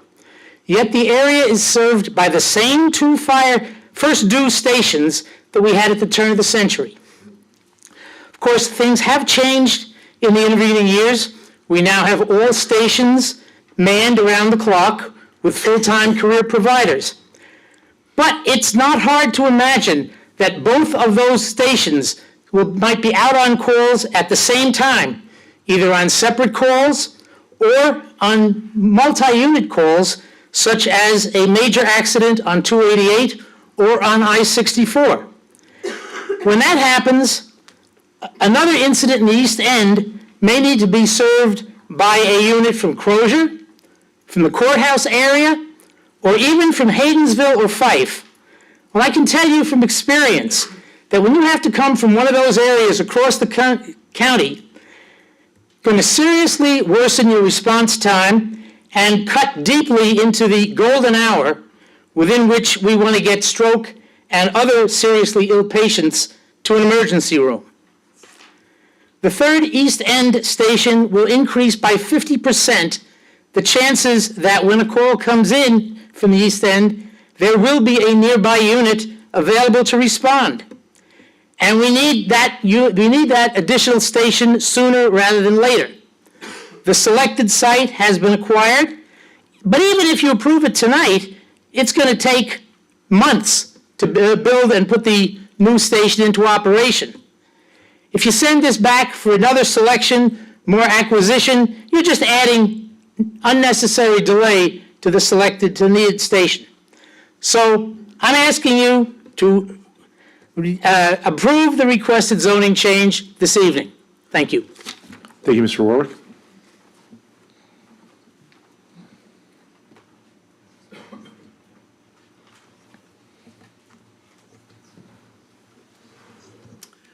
Good evening. Sandra Warwick, 367 Swinburne Road.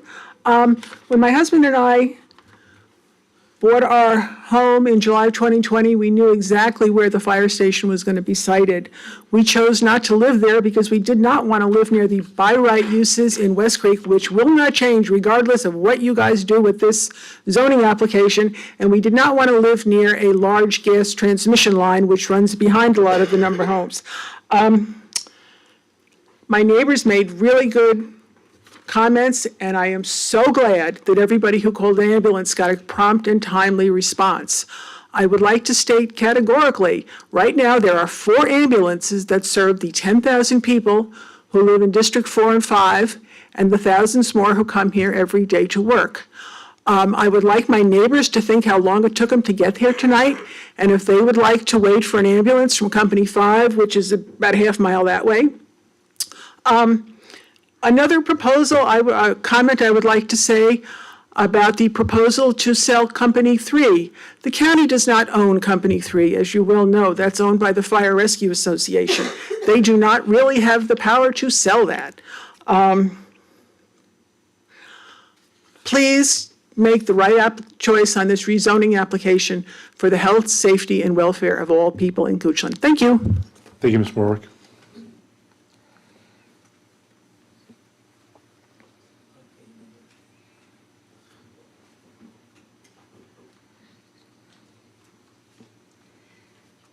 Hello. My name is Heidi Benson. I live at 302 Piping Rock Road. Thank you for letting me speak tonight. I don't have any statistics to quote or any kind of slides or anything like that. I just want to kind of tell you about me and why I'm here tonight. I live at 302 Piping Rock, which I said is in Kinloch Villas. My home backs right up against Hockett Road, and it's very much affected by the proposed location of this firehouse. I raised my 3 girls in the city of Richmond. They graduated from St. Gertrude High School when it was still in the museum district. We were city people. I never thought I would be anything but. But then I became something else. I became an empty nester. And I thought, I can make a decision where I want to go now, what I want to do. and I decided I wanted to move out of the city. I did my homework. I looked at homes and land from Hanover and Ashland to Midlothian, Powhatan, even New Kent. I looked at several locations in Goochland County. And in my heart and with my head, I knew I found my place in Kinloch Villas. I love my house. It's perfect for me.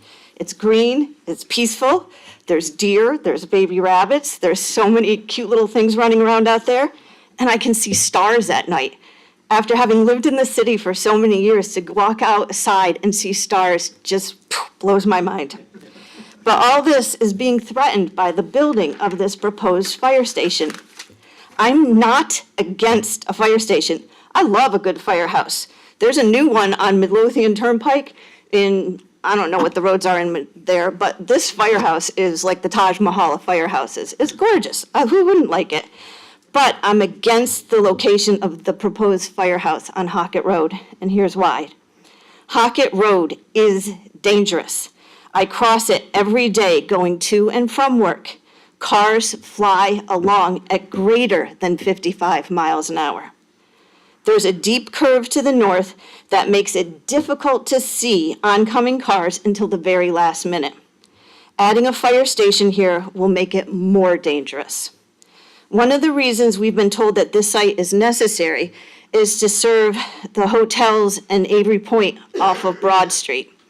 Now, I understand that the first responders don't ever plan on getting onto 288 to get to Avery Point and these hotels, which means the only way to get there is to go north on Hockett, make a right on Broad Street.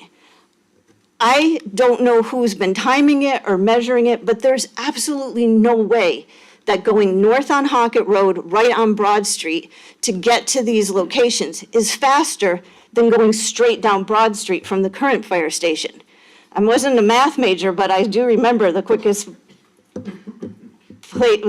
way to get from point A to point B is a straight line, not north and then right on Broad Street. And that is a great concern to me.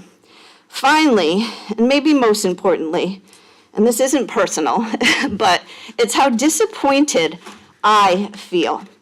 I feel that not very many people want to compromise and listen to what my neighbors and other people who are concerned want to say about this. This location affects my life. It affects my happiness.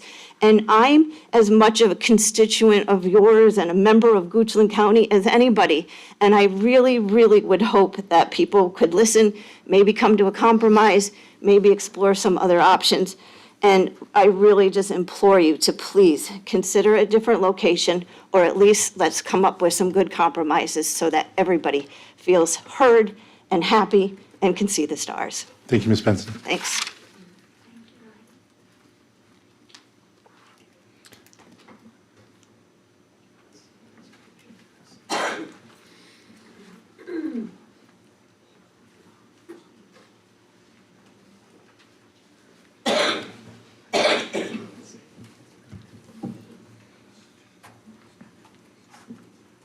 We just start talking, are we okay?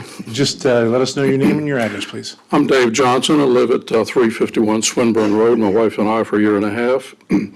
I had a number of prepared questions based on some of the information I've gotten from the folks here, but those actually have all been answered, and I'm very impressed with what Susan Pember and Tom Eichler had to say. It seemed appropriate to me just to read something to you from C.S. Lewis. You all know who C.S. Lewis was. The eminent British historian, philosopher, literary expert.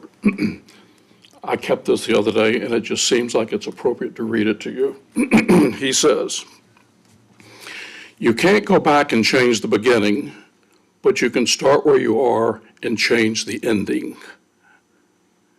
You can't go back and change the beginning, but you can start where you are now and change the ending." Thank you. Thank you, Mr. Johnson. Anyone else?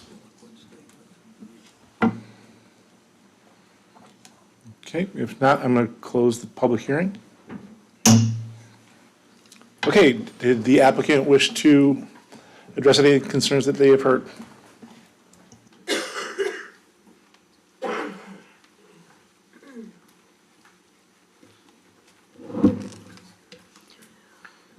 Please remember to state your name and your.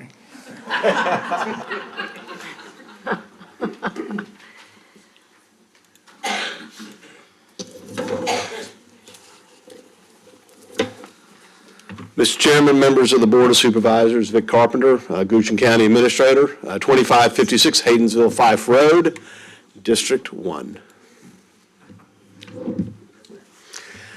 Mr. Chairman, members of the board, myself and behind me you see Chief Eddie Ferguson are going to go over the reasoning why the staff of Goochland County feels that this is a good location for a fire station and some of the rationale and logic that is behind it.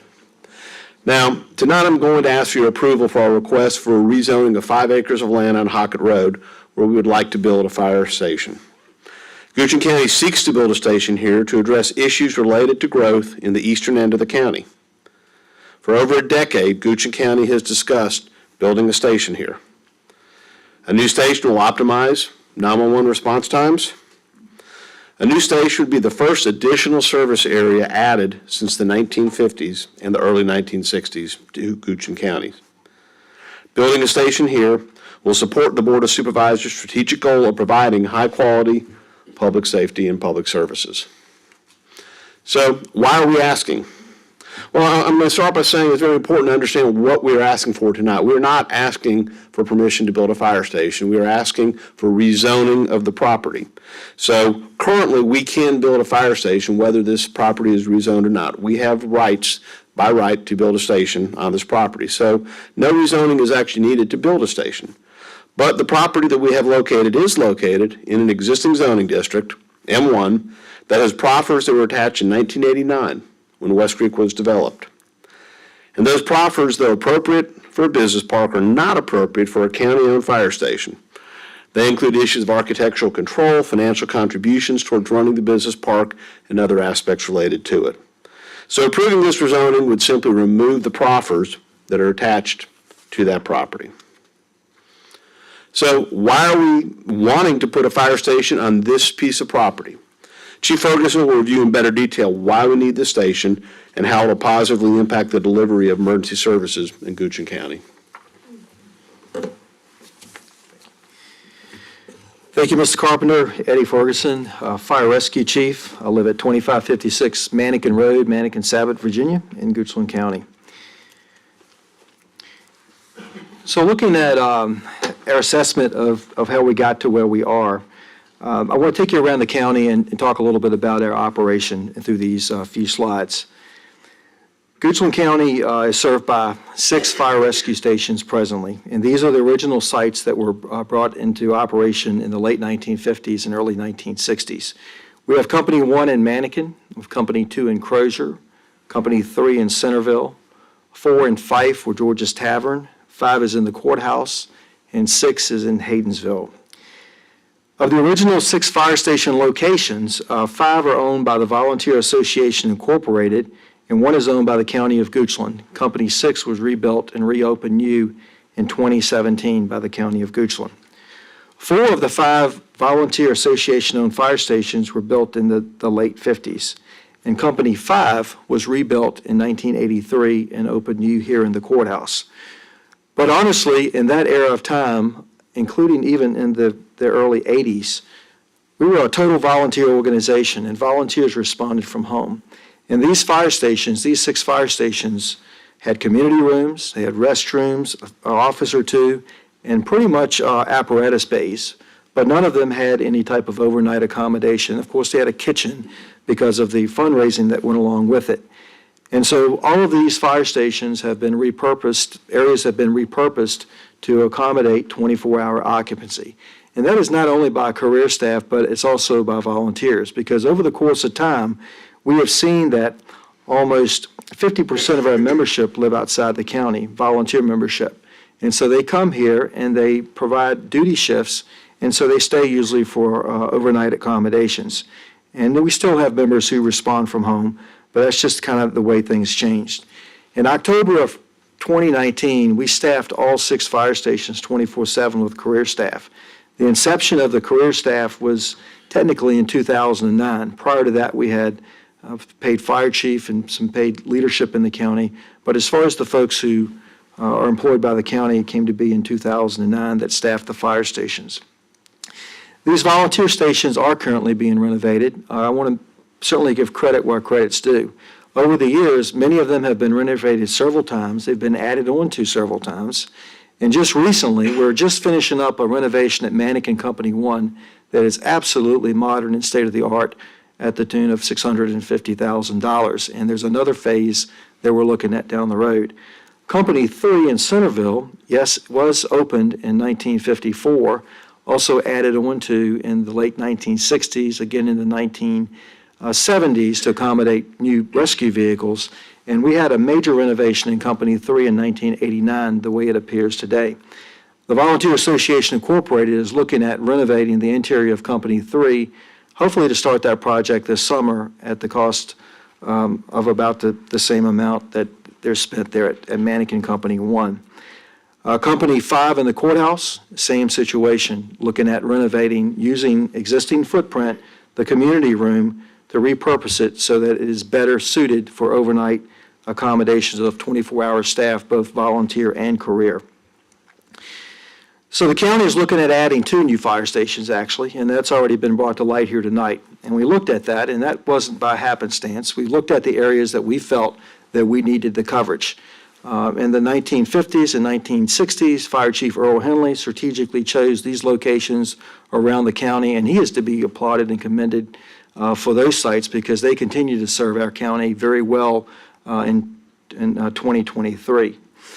The 2 sites that we're looking at, the one that's been discussed all these years, much longer than 10 years, but certainly intentionally over the last 10 years, is the West Creek Fire Station. Always has been a project that has been done, that has been proposed in partnership with the West Creek developers and the West Creek Business Park that would also serve the community. And the other is Company 8, the Sandy Hook Fire Station, which we do have property for at Whitehall and Dogtown Road. But tonight, of course, we're focusing on the West Creek Fire Station. Fire stations today have to be modern. Their firefighters face new challenges. We have mental health challenges, which affects fire station design, as well as health challenges. And for example, firefighters have a high incidence of cancer in our profession because of the smoke and all the carcinogens and all the contamination that we bring back to the fire station from the emergency incident scene. And so best practices are that fire stations now are built with control zones to control and contain the contamination so that the living quarters are as clean as possible. Fire engines and emergency vehicles follow the same type of design features.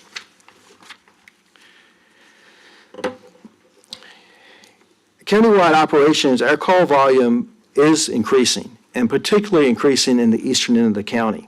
And the eastern end of the county is primarily covered by Mannequin Company 1 and Centerville Company 3. The next closest station to the eastern end would be the Crozier Station. We have to keep in mind that while we had a 14% increase in calls from 2021 to 2022, companies can only handle 1 call at a time. With the amount of staff that we have on duty there, including volunteer staff and career staff, most of the time, our fire stations are able to handle 1 call at a time. The issue we have in the eastern end is that we're having more than 1 call at a time. I appreciate the comments and the accolades on response times. We've worked very hard to make sure that our response times are as best they can be. We do a lot of things, and I would challenge any fire rescue department or any other group to be as resourceful as we've been over the years to try to make sure our response times stay good. But that's for the first call or the second call, but by the time you get the third call, and many times this is occurring in the eastern end of the county, then you're waiting for resources that are coming from much further distances. And not just that, those areas they're coming from are now left open for other calls that are occurring in the county. I just want to mention that if you look at the response districts, you know, in 2022, there were 679 calls in the Mannequin district and 1,115 in Centerville. But those parentheses with asterisks represent the number of times that another company had to respond into those districts, either to handle the call or to provide assistance, because that type of call required more resources than what was available. So something to think about. Areas to the west of the county go without coverage when those units have to move east.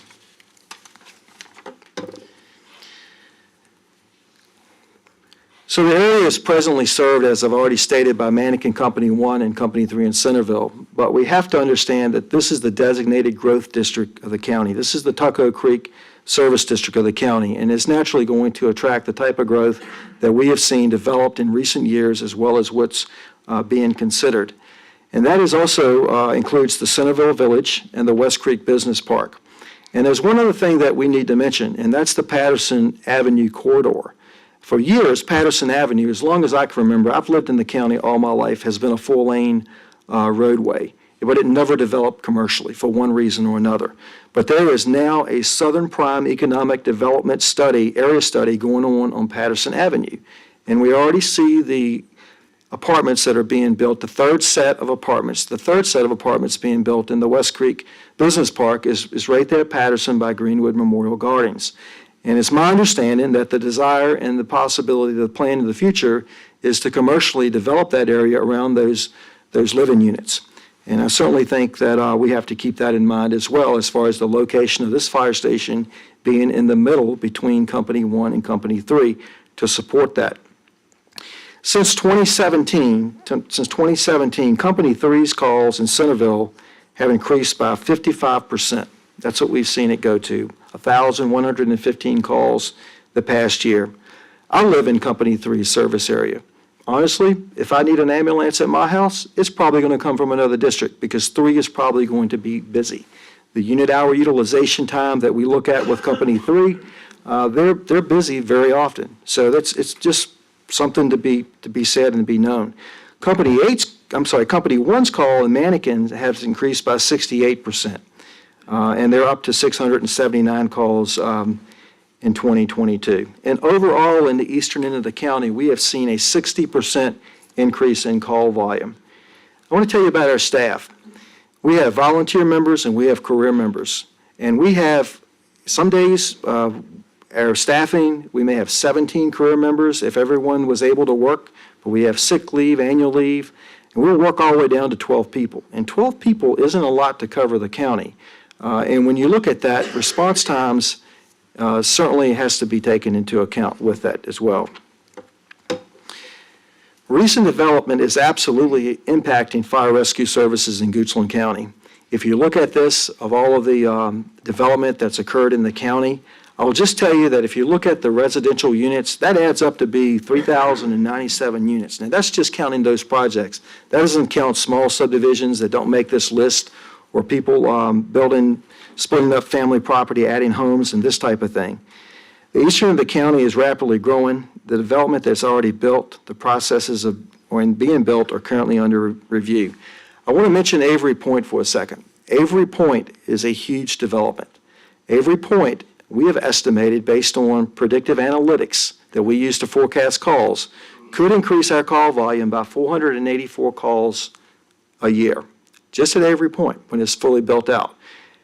Our partners in Baltimore, there is a similar Erickson facility, validated that because they're averaging about 500 runs to Avery Point a year in that jurisdiction. Shelter and Arms Hospital, 243 runs to Shelter and Arms Hospital in 2022. Some would say private ambulance should handle that. It's not always possible, easier said than done. When those patients are having strokes and heart attacks and STEMIs, they have to go to definitive care. It's the right thing to do, and it's a business in Goochland County. We use the predictive analytics, as I've already mentioned. We look at the per capita, we look at our population, and if you think Goochland only has 24,000 or 25,000 citizens, I think you're mistaken. If you look at the number of people who work in the county, who transit through the county, if you could take the population on Interstate 64, Route 288 at any one time, I think we'd all be surprised. And our call volume doesn't reflect a county of only 25,000 residents. We've estimated with about 3,500 residential developments in the county that we could see an additional 1,000 calls a year. And that is a conservative estimate, a very conservative estimate when you look at what could occur. So the site selection. So obviously, this has been a partnership with the West Creek Business Park all these years. We were offered 3 pieces of property. We chose the piece of property that would serve the most residents in the county. The piece of property that we looked at or was offered at the end of Tuckahoe Creek Parkway is a dead-end road. It goes nowhere. The emergency department has since closed. We would always be responding back in a different direction, which would put us out of position for the majority of the calls. Some say, well, you could get right on 288. Well, some of the calls are actually on 288, and we know that because of the traffic backups that we see on 288. Not to say that we don't ever take 288 as a response route, but it's also a calculated risk, because many times we could find ourselves stuck in traffic on 288, particularly when the daylight saving time changes, and not be able to get to either Patterson or Broad Street in a timely manner. Looking at the location, we think it optimizes response times for the best for fire rescue personnel. We build off of the 1, 3, and 5 mile response radius. We have north, south, east, and west connectivity. Yes, Hockett Road is a country road, but it's one of the best country roads that we have in this county. If we want to go and look at Whitehall or Old Columbia or some of the other country roads, you'll see a country road. And Hockett, while it does need improvements, and we would rather the curve not be there, the fact is we travel that road every day with fire trucks and ambulances to handle emergencies. That's what we do. The response times, kind of indicate that we're doing that already. I'll tell you that, we look for anywhere from 5 to 8 acres for construction of a fire station. Company 3 in Centerville is built on just a little under 2 acres. And yes, that is prime economic development property, no doubt about it. The property that we selected, that was offered to us by the West Creek Business Park, was a 5-acre parcel. And yes, we have been told that 2 acres of the 5 acres are wetlands. There was a study done by the Army Corps of Engineers and multiple studies done by Timmons. Lots of information available about that. As far as we look at it, it minimizes the one-way in, one-way out connectivity. We could go north or south on Hockett Road. We could go towards Hermitage Country Club. We can cover those residents. We can go back to Patterson. We can go to Broad Street, or we could use 288 if we're trying to get to a section of the West Creek Business Park over near Hardywood, possibly, or the West Creek 2000 apartments. I'll tell you that this is a good location because it supports our existing fire stations. Our existing fire stations, it's kind of in the middle of West Creek. You have all that development that's taxing our resources today in the northeast corner, the Wilkes Ridge Parkway, the Residence Inn, the apartments, all that stuff that's built there. But we also have to be focused on what's being proposed or what could potentially occur on Patterson. And so if you put all your resources in one location in Centerville, then at that point, if we have the build out on Patterson, then now we're in a situation where, once again, we're not in the right position. So all of that's got to be looked at. We could look down the road 5 years, or we could look down the road 25 years. And we're trying to look a little bit further down the road as to the way West Creek may be built out going forward. It does provide the multiple routes for response. The location we've selected on Hockett Road, we feel like will meet the needs and address the growth that we are aware of today in the county. So looking at this map, I just want to say first that Goochland County Department of Fire Rescue and Emergency Services, we are an all-hazard fire rescue department. We respond to fire, emergency medical services. About 75% of the runs are emergency medical services. We do hazardous materials response, some technical rescue, water rescue, and we handle emergency management for the county. This map here shows today's fire rescue response locations with the 1, 3, and 5 mile drive distances, which is very pertinent to ISO, which we just had an improvement in our ISO score that's effective May 1st. However, that's not so much what I want you to get out of this map. What I want you to look at this is that Goochland County is almost 290 square miles. It's about 30 miles long. There are interstate highways, there are limited access highways, CSX railroad tracks, the James River, and it provides challenges for emergency response. It's long, it's narrow, and so you have to think about that. But think about when those West End companies have to respond east. That's the areas that are left without coverage. And those citizens who live in the west end of the county, they wait the longest for emergency medical services and fire because of just the pure geographical size of the western end. And then that time is compounded even more so for the ambulance travel to definitive care. because they have the longest distance to go to get to a hospital. And so we're very sensitive to Company 5's district going void, or Fife or Haydensville, because they're responding east. It's a little bit ironic because when I was a young volunteer, all our resources were running west because we had resources in the east end and they would go to the west end. And the table has totally turned 180 degrees. Those resources are coming east.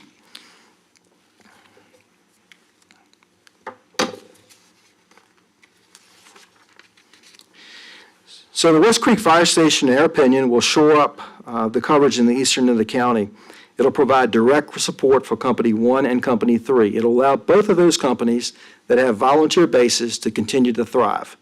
In addition, we have always said that the West Creek Fire Station, or even the Sandy Hook Fire Station, we hope that we'll be able to gain a volunteer base at those locations. It may not be in a traditional sense, but we could have 4 or 5 dedicated volunteers who may want to pull duty out of those stations, and that is the goal. We are a combination department, and that's what we want to be. We are just about ready to launch a large recruitment campaign for more volunteer personnel because we believe in the combination concept. Looking at what would be in the West Creek Fire Station, well, all of our fire station has an ambulance and an engine. We probably have a fire engine, an ambulance, and maybe a battalion chief in future years as we bring on more command staff. But we would also have room for additional apparatus. It would be a 3-bay drive-through facility that would allow for our reserve apparatus to be housed. We do not have enough parking space for reserve apparatus that we have to cover stations when vehicles are in the shop, as well as other needs going down the road. And so, in addition, that it hasn't been said tonight, the sheriff's office would like a small portion of the West Creek Fire Station for their deputies.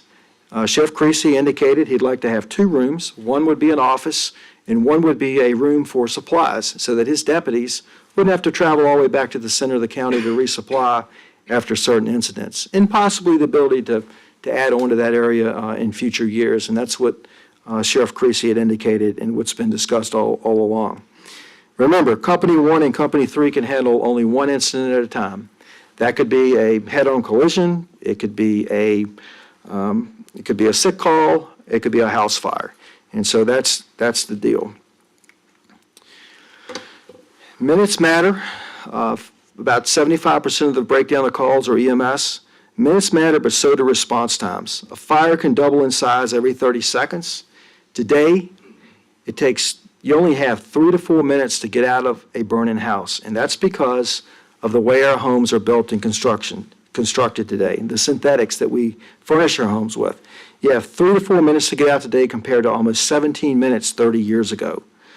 When you look at shortening EMS response time, increases the chance of survival from cardiac arrest. If you can get on scene in 3 to 5 minutes and provide CPR and the use of an AED, you can see survival rates go up as high as 49 to 75%. Remember, brain damage can occur without oxygen in 4 to 6 minutes, and a person can bleed to death in 3 to 5 minutes. We want to get places as quick as we can. We are worried about what happens when we have 2 and 3 and 4 calls that occur at the same time. That's our challenge. The first call, we're good, we're rolling. The second call, we probably can cover it. The third call, you're going to be waiting for resources coming from a further distance across this county. And that also increases the danger to not only the citizens, but to our responders to have to travel such a great distance across the county with red lights and sirens. Those pictures that were shown earlier, absolutely, I totally understand that, and we get that. And we've had our own incidents in this county, and it is sad to say, but it happens. The other thing I'll just bring to your attention is the number of responders it takes to handle a fire emergency. 15 members to handle a house fire. That's in an area that has a county fire hydrant. If you don't have a county fire hydrant, you probably need 10 more to shuttle water and bring it in. You just start looking at businesses, strip malls, 27 people, garden apartments, 27. We had a fire at the Notch Apartments on Wilkes Ridge Parkway. Henrico County came in and provided mutual aid for that, and combined personnel totals, we had about 41 firefighters on that scene that morning to mitigate that incident. And then when you start looking at a high-rise, which is technically any building that's over 75 feet tall, and if I'm not mistaken, the project Rocky is proposed could be 120 feet tall. That's a high-rise. Requires a lot of people to handle it. And that just brings up the whole other thing of the growth and development that's over on Ashland Road. We need these additional resources. And who knows, one day Company 3 could be shifted in that direction. I do understand and share that gentleman's thoughts about Company 3 being shifted in that direction because of the growth that's occurring on Ashland Road. And of course, our county delivers emergency medical dispatch. And our priority 1 calls for emergency medical dispatch require more resources. And that's about 75% of them. So we need additional support. I appreciate the opportunity to speak to you. I'd be happy to answer any questions. I respect and appreciate what's been said here by our citizens. Fire Rescue Department rarely finds ourselves in a situation like this, and it's uncomfortable for us. We like to please everyone. We like to do the absolute best we can be. So I am sensitive to that, and I thank all of them for what they've said and how they've said it, as well as the compliments that we received. Thank you. Thank you, Chief. Thank you. Thank you, Chief Ferguson. So members of the board, I want to kind of go over a little bit just the history again of this property. And the property was first offered to the county in 2012, as has been stated, by West Creek Associates. In 2019, after several years of reviewing different sites, this site was determined to be the preferred choice. A public community meeting was held in 2019 with citizens. In 2021, the county conducted a bond referendum campaign. This indicated to the citizens that a station would be built in this area of Goochland County. As I understand, approximately 50 meetings were held across the county to discuss the issues the bond referendum would cover, and the station was referred to in all of them. In 2022, the property was donated to Goochland County. In January of 2023, another community meeting was held about the site regarding this rezoning application. Mr. Chairman, one of the things that the chief stressed and I want to stress, we understand the impacts of a fire station, and we understand the impacts that any public safety facility brings to a community. I would stress, however, that there is no such thing as a perfect location. Any location we'll ever find will have negatives attached to it, will have issues concerning to it. Both Station 3 and Station 1 are landlocked. They cannot grow. We can't add more bays. We can't expand them. As you heard the chief say, Station 3 is on 1.2 acres. This is many times the size of that facility, and Station 1 is also smaller. 4 of our stations are on very small, narrow, winding country roads as well. So this is an issue we deal with wherever we go and wherever we would place a fire station. So we do understand the impacts a station would have on our community. So we commit to being a good neighbor. We will be a good neighbor both in how we design a facility and how we operate a facility. We would commit to make sure, first of all, that it's not a detriment to the community by regular maintenance and by ensuring that it looks good. We would operate all of our lights and sirens always in accordance with state law. We'll do our best to conduct our routine functions in such a manner to be minimally intrusive. We won't be out there cleaning garbage cans at 10 o'clock at night and things like that. We'll endeavor to incorporate all appropriate safety features. Again, safety is tantamount to what we do. The saying in fire services is everyone comes home. And that to us is critical. Every one of those men and women who serve there, every citizen who drives that road is a child of God, is an important person, and we will do everything we can to make sure that their safety is incorporated into what we build and what we design. And we will construct the facility to be dark sky compliant. That is one of the things we pride ourselves on in this county, as we heard a citizen already, and we pride ourselves as well on making sure that we stay compliant to that. So where do we go from here? Well, first of all, the funding for the facility has been secured. The bond referendum that was discussed earlier was passed unanimously, overwhelmingly. 85% of the voters voted for this facility, among others. If approvals are received tonight, then we can start the process of designing it. Again, approval tonight does not guarantee a station is built. All this is rezoning the property so we remove proffers. So this is not approving the building of a station tonight. We are asking approval of rezoning. If we did proceed with construction, that's going to be 18 to 24 months. So again, that's 18 to 24 months with an identified location.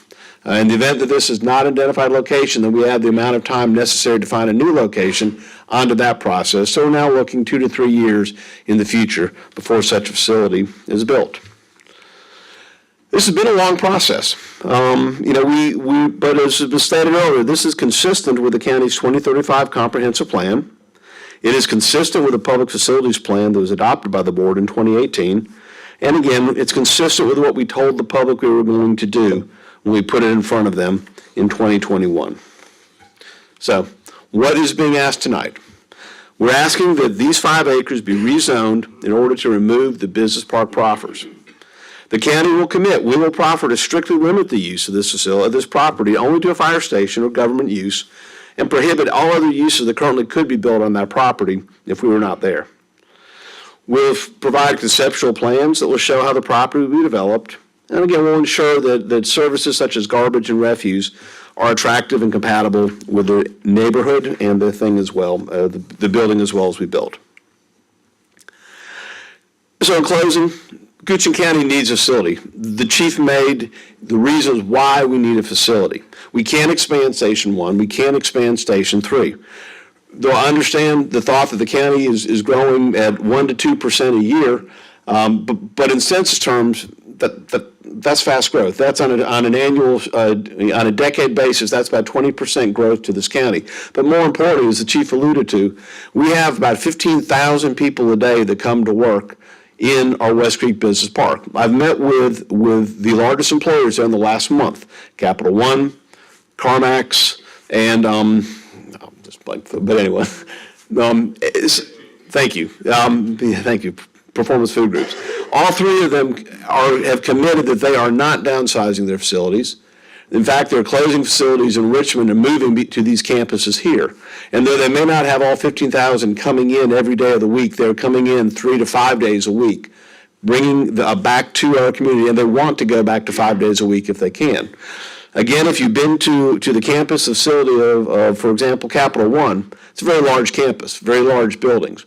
If something happens there, we need to have the ability to respond to them as well. As the chief said, we have to respond to the interstate. We have to respond to Highway 288. Those are specialized services that need to get there quickly. So in closing, we need this facility. All the citizens of Goochland County would benefit. Response times are positively effective at this location because of its excellent access to the existing transportation network.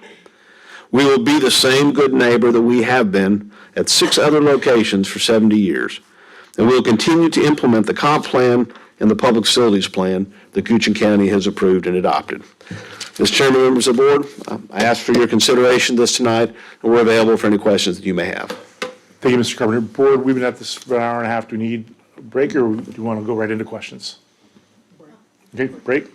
All right, let's do 10 minutes, so big hand on the 10.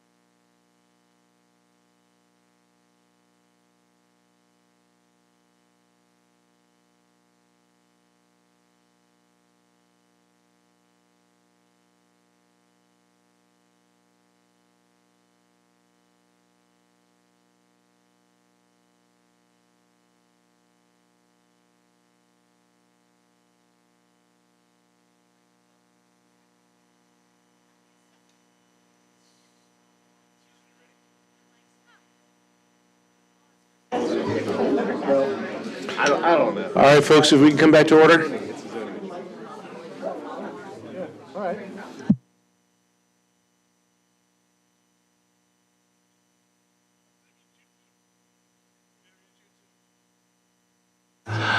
All right, thanks, everybody. We're going to call us back to order. Mr. Carpenter, I think you're up for questions. All right, board, a little break helped get some thoughts going. What questions do we have for the applicants after his response to the public hearing? I'll get started. Okay, thank you, Mr. Lumpkins. All right. Thank you, Chief, and thank you, Mr. Carpenter. This has been interesting. We had good discussion on budget earlier. We had some good talk about the personal property tax break, so it's been an interesting, big decision day for Goochland in some ways, and this has been a project that's been in the works for a long time. We've heard about that. I got on the board in 2018 after I was appointed after Ned Creasy passed, and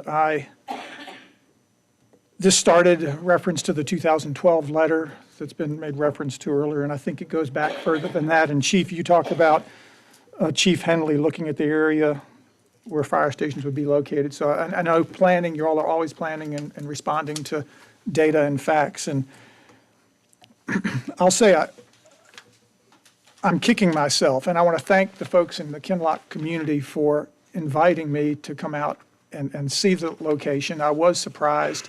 I hadn't gone up that road to see how close it is to Hockett Road. You really can't appreciate it until you're there. So thank you all for inviting me a few weeks ago to visit and look at it. I was, like I said, I was on the board in 2018. I remember the community meeting in 2019 at the Mannequin Fire Station. I remember it very clearly. And here I am in the last few weeks putting up a lot of internal resistance with my colleagues, raising lots of questions, raising questions for the chief and county administrator. And I'm uncomfortable, and I think rightfully some of my colleagues have pushed back on, last minute, and even to the point of what's my area of expertise that I can start to opine on some operational issues. And I plan to stay away from any operational issues. We have Chief Ferguson, and I've told you before, and we have some consultants in right now, and I told you recently that the consultants were extremely complimentary of how well you have run a combination department with volunteers. And that's a fact. You don't have to hear it from the consultants. You can see it in the community relative to other communities, how volunteerism, and we've gone through COVID, which really hurt the volunteerism. And the volunteers have saved this county millions of dollars over the years. And I think when I got on this board, I know me and other board members were leaning on you to keep doing things to keep volunteers in place because they have been so valuable.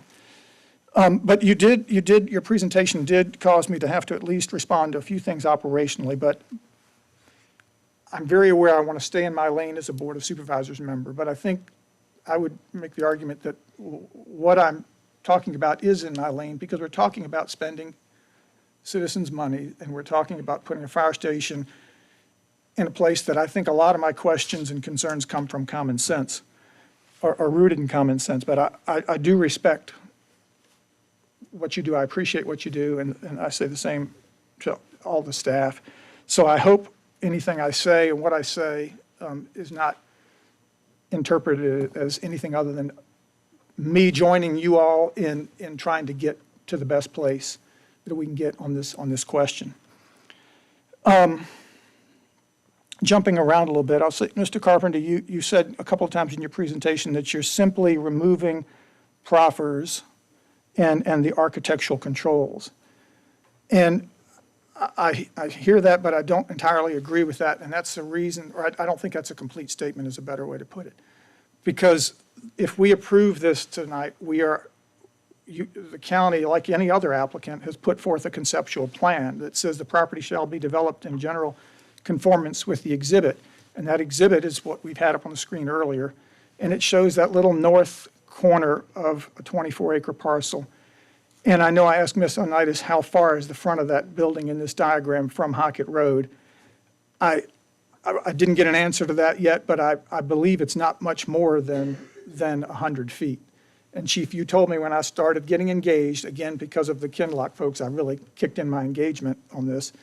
And I think you told me you needed at least a 100-foot apron to be able to manage apparatus in the front. So when I think about me kicking in and getting engaged so late, yes, I am kicking myself. I have no one to blame but myself. Looking, this job, I'll tell you, is a lot harder than I thought when I signed up. And you could spend a whole lot more, you could spend an infinite amount of time getting engaged. And I'll tell you, I think about my years on the board, and it probably is analogous to our experience in life. You deal with what's in front of you. You deal with what's in front of you. And sometimes, then you're like, wait a second, that's been bouncing along and I haven't been paying attention to it. So this is something that's been bouncing along for a long time. And in 2019, I remember sitting at that community meeting and thinking, oh, great, okay, this makes sense. But I didn't dig into the questions, but it made sense because it was a 24-acre parcel at the corner of Tuckahoe Creek Parkway and Hockett. So when this came up, I'm looking at like, how in the heck did we end up on 3 acres usable, eyeballing it, how do we end up on 5 acres in a corner pushed north closer to the S-turn? Because when I met the folks at Kinlock, to their credit, and I was waiting for because often when you do this, the first thing when you sit down with people is like, I don't want that there. It's like, that not in my backyard mentality. And to y'all's credit, you didn't get to that until later in the discussion.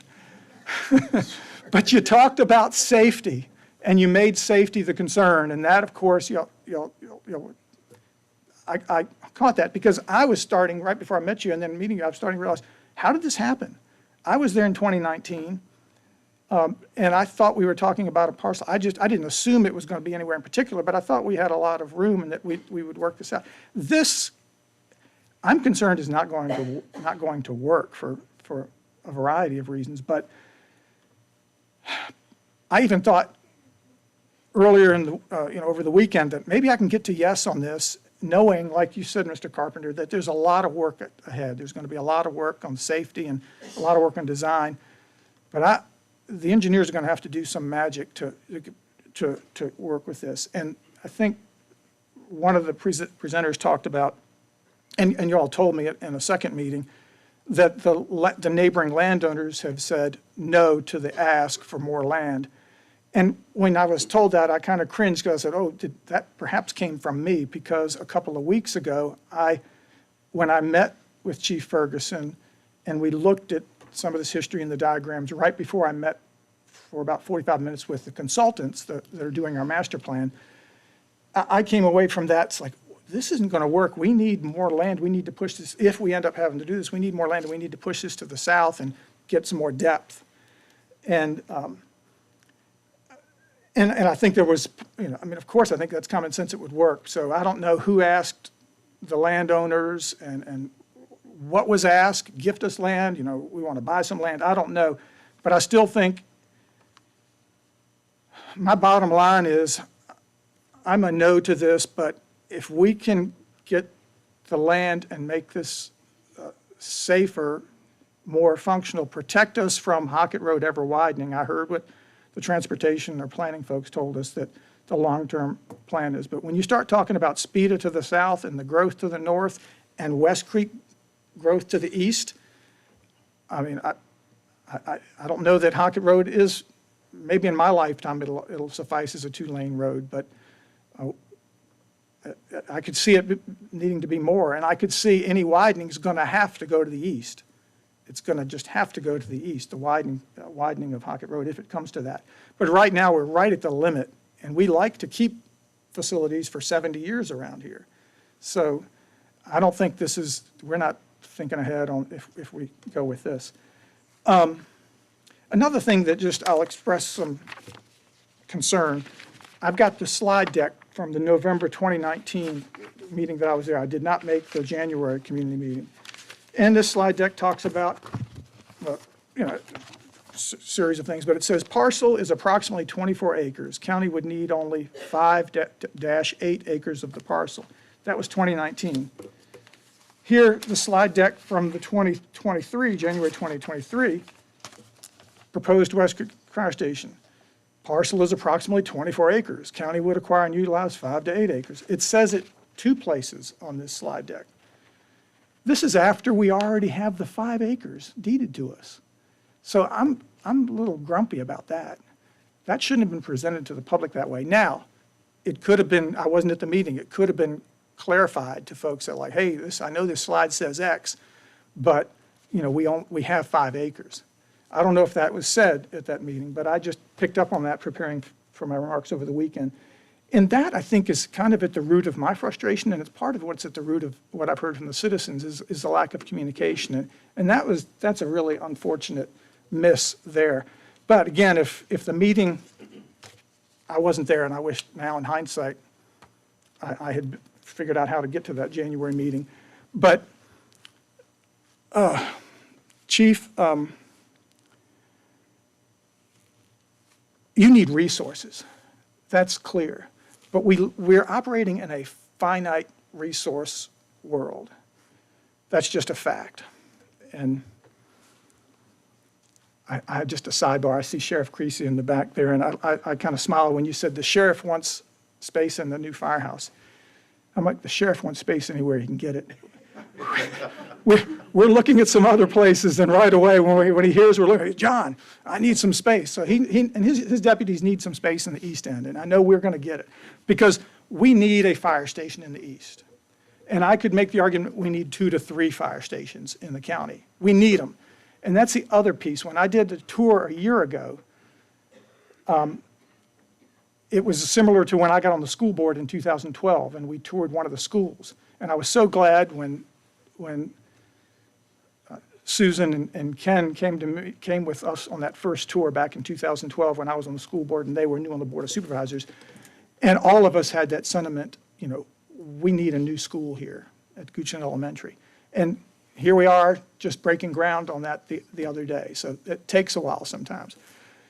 But I had that same strong feeling when we toured the fire stations that we need a new fire station. And I'm worried about, we need a fire station. If we put this one here, well, we got to fix problems with this lot first. But if we put this one here, we still are left with fire stations that need to be replaced. But I want to go back to, again, I want to steer a little bit clear of operational, but we're being asked to make a decision, and you presented operational challenges. So I think it almost puts me in a position that I want to ask you the basis of some of these things, because if I say no, then it suggests I'm maybe not agreeing with you. But you said companies can only handle one call at a time.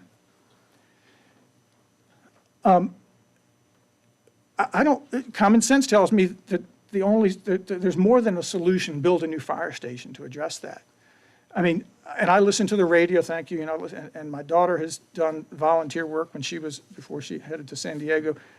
And so I'm a little familiar, and you always give me information when I ask. But this was an example the other day when we talked. You looked on your phone and you looked at your resources. You've got 2 ambulances sitting in Centerville. Now, I think one of them is a backup. But the limitation was crews. You only had 2 people who could run, and they got a call on Sheltering Arms that morning when we were there, and boom. But you've got an ambulance sitting there, but you just don't have people to drive them.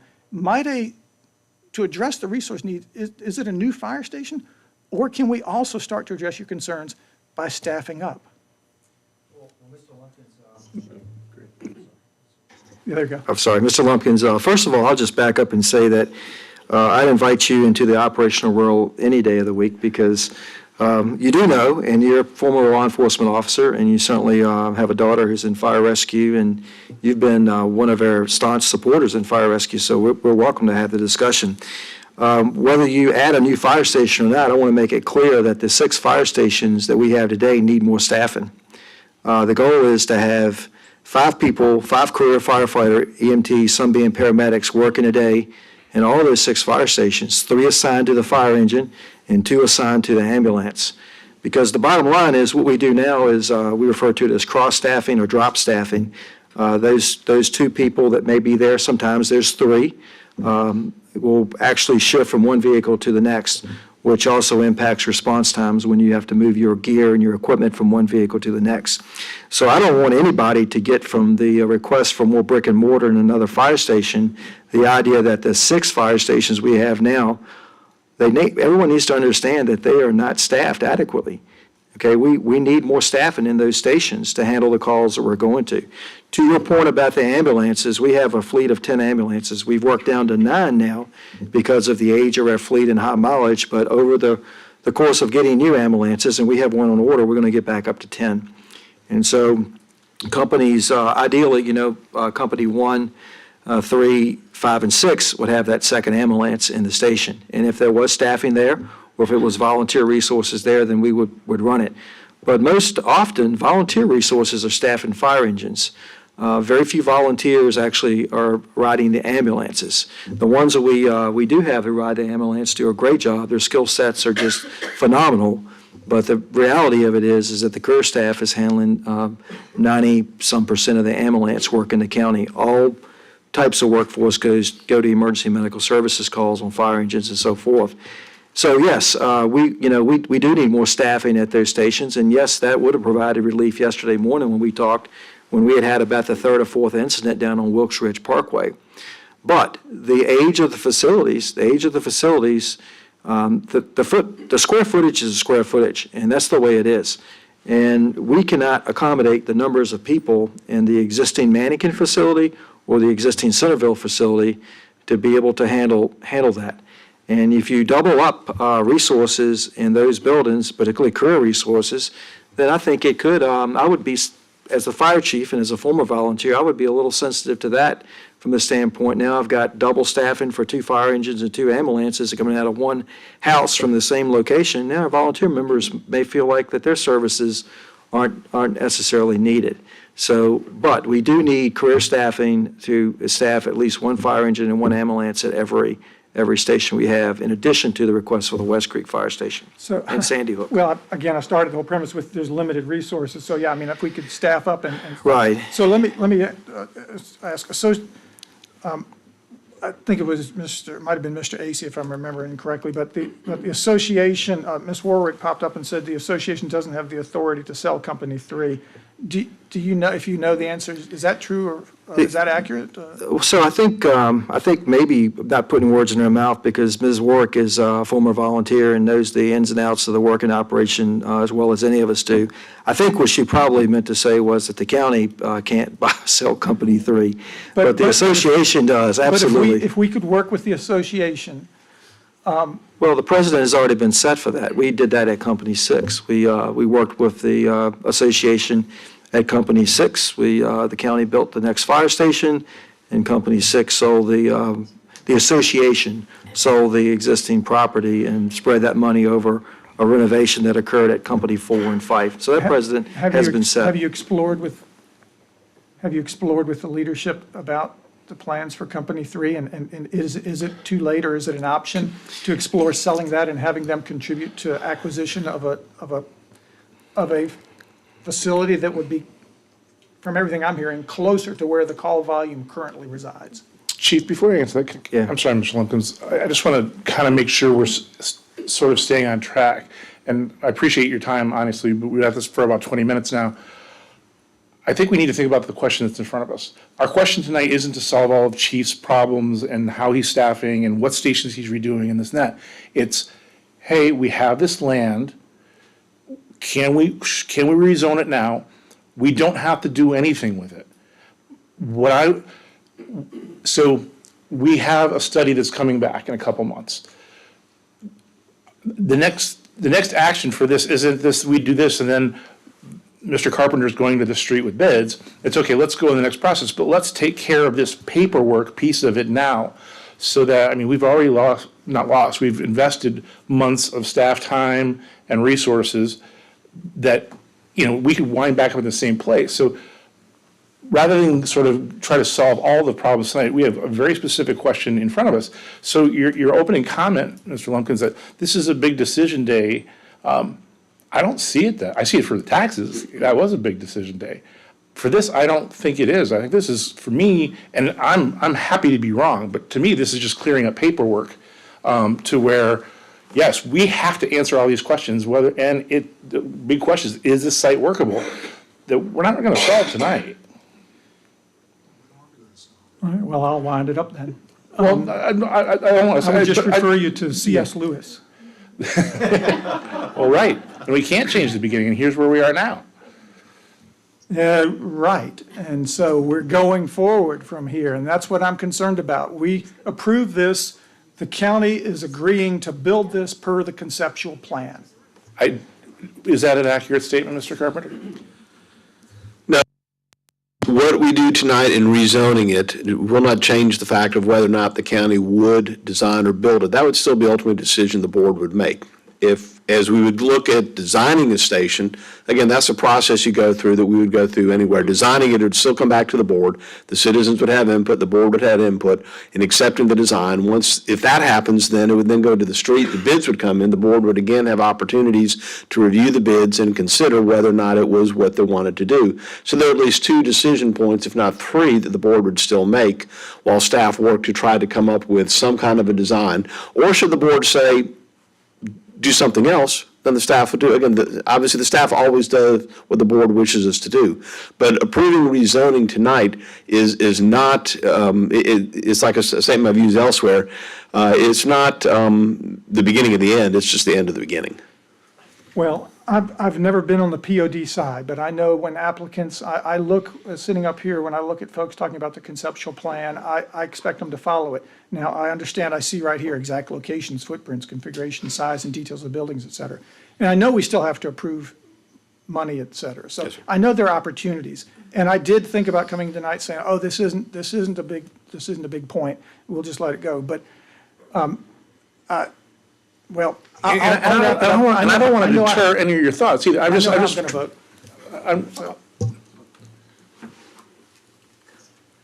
Charlie? Chief Ferguson, could I ask you a couple questions?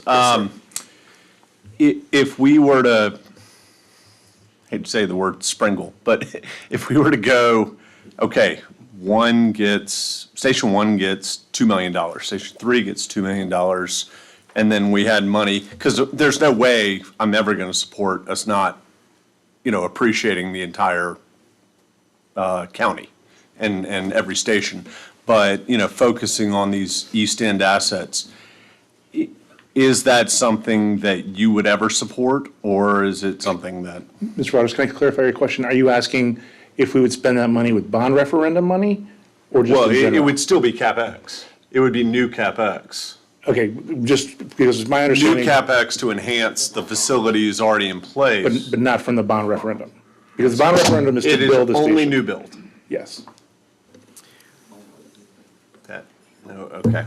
Is that, Then I retract my statement. The bond referendum devoted $9 million to construction and apparatus in the fire, in the East End. And I'm just throwing out an idea, and, part of that is, we've got the budget cycles to deal with individuals, but is there a workable solution, and would you be vehemently opposed to it? So I think I can answer your question without getting into the finances of that. Company 1 and 3 have limitations based on the size property and so forth they have. Both were, Company 1, 1951, 1952, lots of add-ons. I don't want to make it sound like we've done nothing to the building. We've done a tremendous amount to the building. Same thing with Company 3. You have loaned you've loaned the association. We tend to speak of companies, but it's all a volunteer association incorporated. You've already loaned the association $300,000 for the renovations that have occurred at Company 1 that are bumping $700,000. A really, really good job they did. They didn't have enough land to fix the present drain field, septic field, because they're not on county water or sewer, and so they had to come up with an agreement with an adjacent property owner for some property to be able to expand the drain field to accommodate the water and sewage use there at the station. So the limitations there. You look at Company 3, I'm going to be very honest with you. That was where I originated as a volunteer and started in 1982. Company 3 is not, in my opinion, is not worthy of that type of significant investment. It needs to be rebuilt, plain and simple. And the West Creek Fire Station, whether it's built or not, I will tell you that Company 3, looking at it, the renovation that the Volunteer Association Incorporated has a set of plans on, will buy that facility, in my opinion, 7 to 10 years down the road. And by then, with all the stuff that's occurring on the Ashland Road, you might want to shift that somewhat in that direction. If I had to say today, I would recommend you not cross 64 with that development. But the further you move it north, the further it is from the area that we're trying to serve in West Creek. We need the West Creek Fire Station, plain and simple. And I understand the challenges with it, but I'm going to answer your question very, very honestly. We need the West Creek Fire Station. When you have all the units coming from one location, that can be impeded by crashes, roadways, trees down, all those different things. We're trying to spread our resources over a community so that we do have those response routes, so that we can get places when trees are down, when the roads are blocked, construction going on, or traffic. And so you put all your eggs in one basket in one location, that could work, and you see counties doing that, but it's my recommendation you don't do that.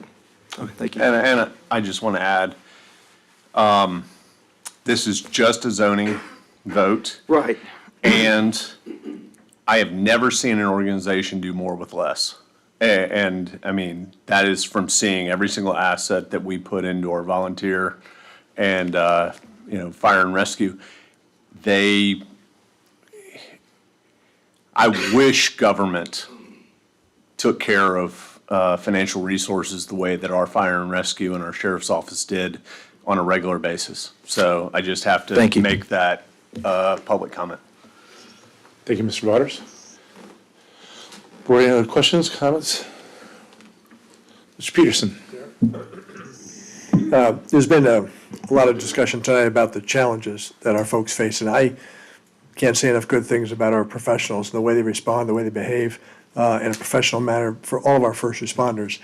In public safety, we've had a lot of discussion tonight about the challenges and the stretching of the resources, and just to let the folks know that are here tonight or might be watching over the live video stream, during my brief tenure on this board, maybe it doesn't seem as brief as it is, but the brief tenure, we've more than, correct me if I'm wrong, more than tripled the number of career fire rescue folks.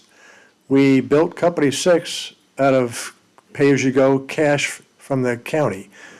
We are hiring 6 new positions this year alone. If it takes 2 years to build a new station, there'll be another 12 if we stay on that same trajectory.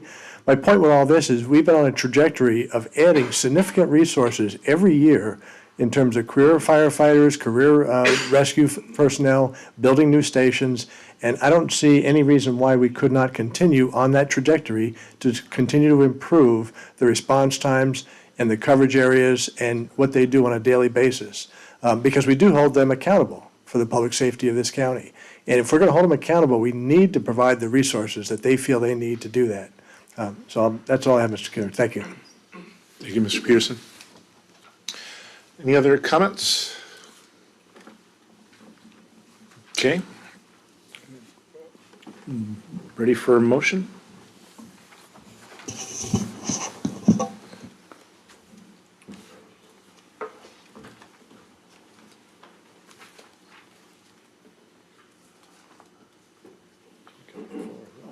And see, Ms. Lasclette? You said you were ready for a motion. I did, I didn't see. Somebody's head got in the way. All right, so Mr. Chairman, I move that the board approve rezoning RZ 2023-00002 for 5.0 acres on tax map number 5832-353A from industrial limited M1 with proffered conditions to business general B1. Okay, thank you, Ms. Lasclette. Do I have we have a motion? Is there a second?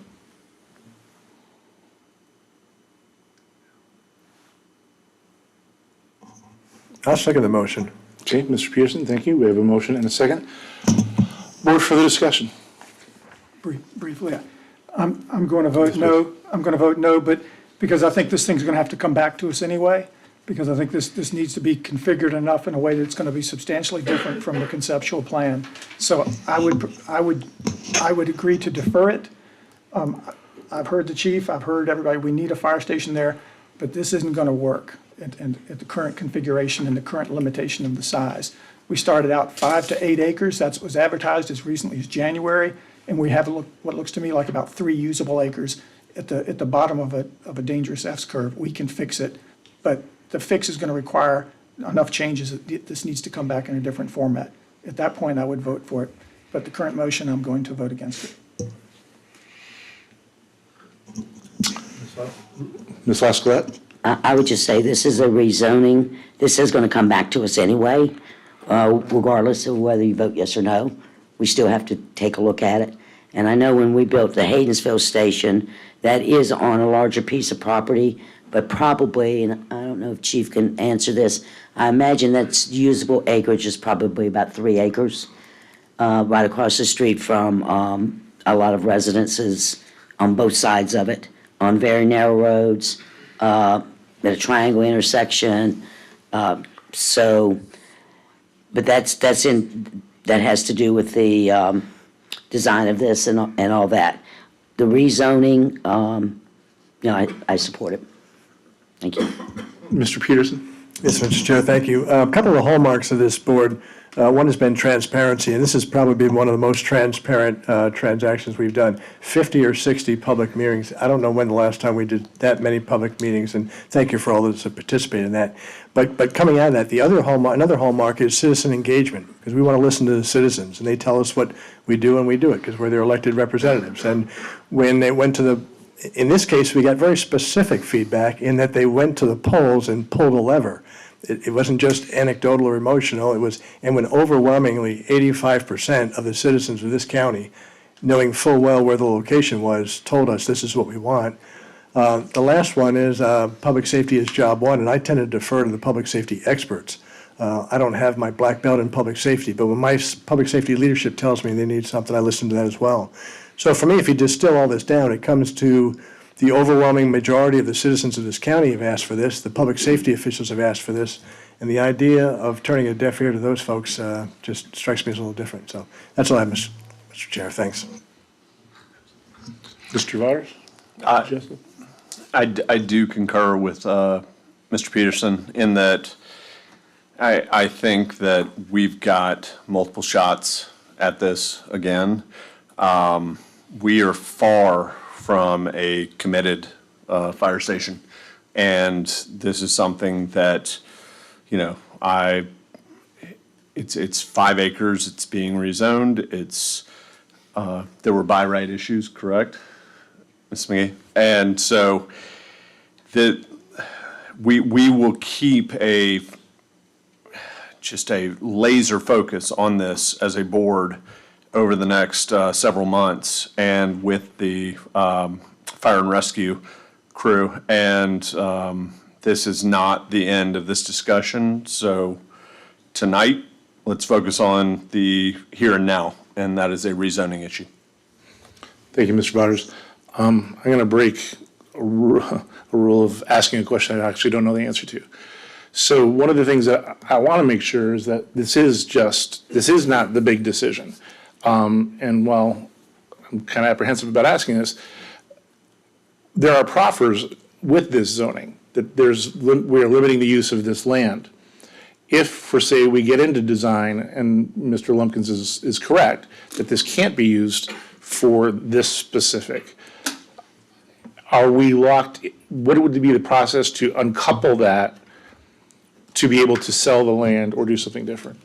There are, at this point, there is already one condition, shall I say, on this land, and that is there's a deed that says it's to be used to build a fire station. Okay.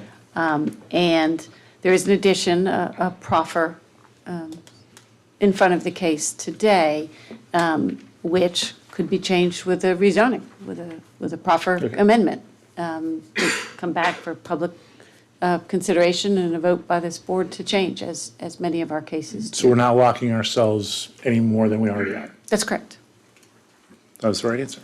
Mr. Spoonow, may I? Yeah. Just Ms. McGee, that condition that's in the deed, the land reverts if we don't use it, don't build a fire station within 10 years from the conveyance to us, is that correct? I think that's the terms, yep. Thank you.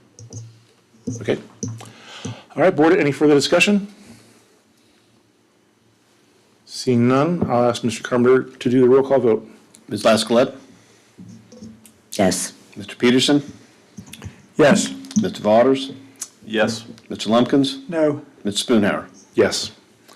Thank you, everyone. This board will adjourn until Tuesday, May 2nd at 12:30 in the Board of Supervisors Finance and Audit Committee meeting, and then our regularly business meeting at 2 p.m. We are adjourned.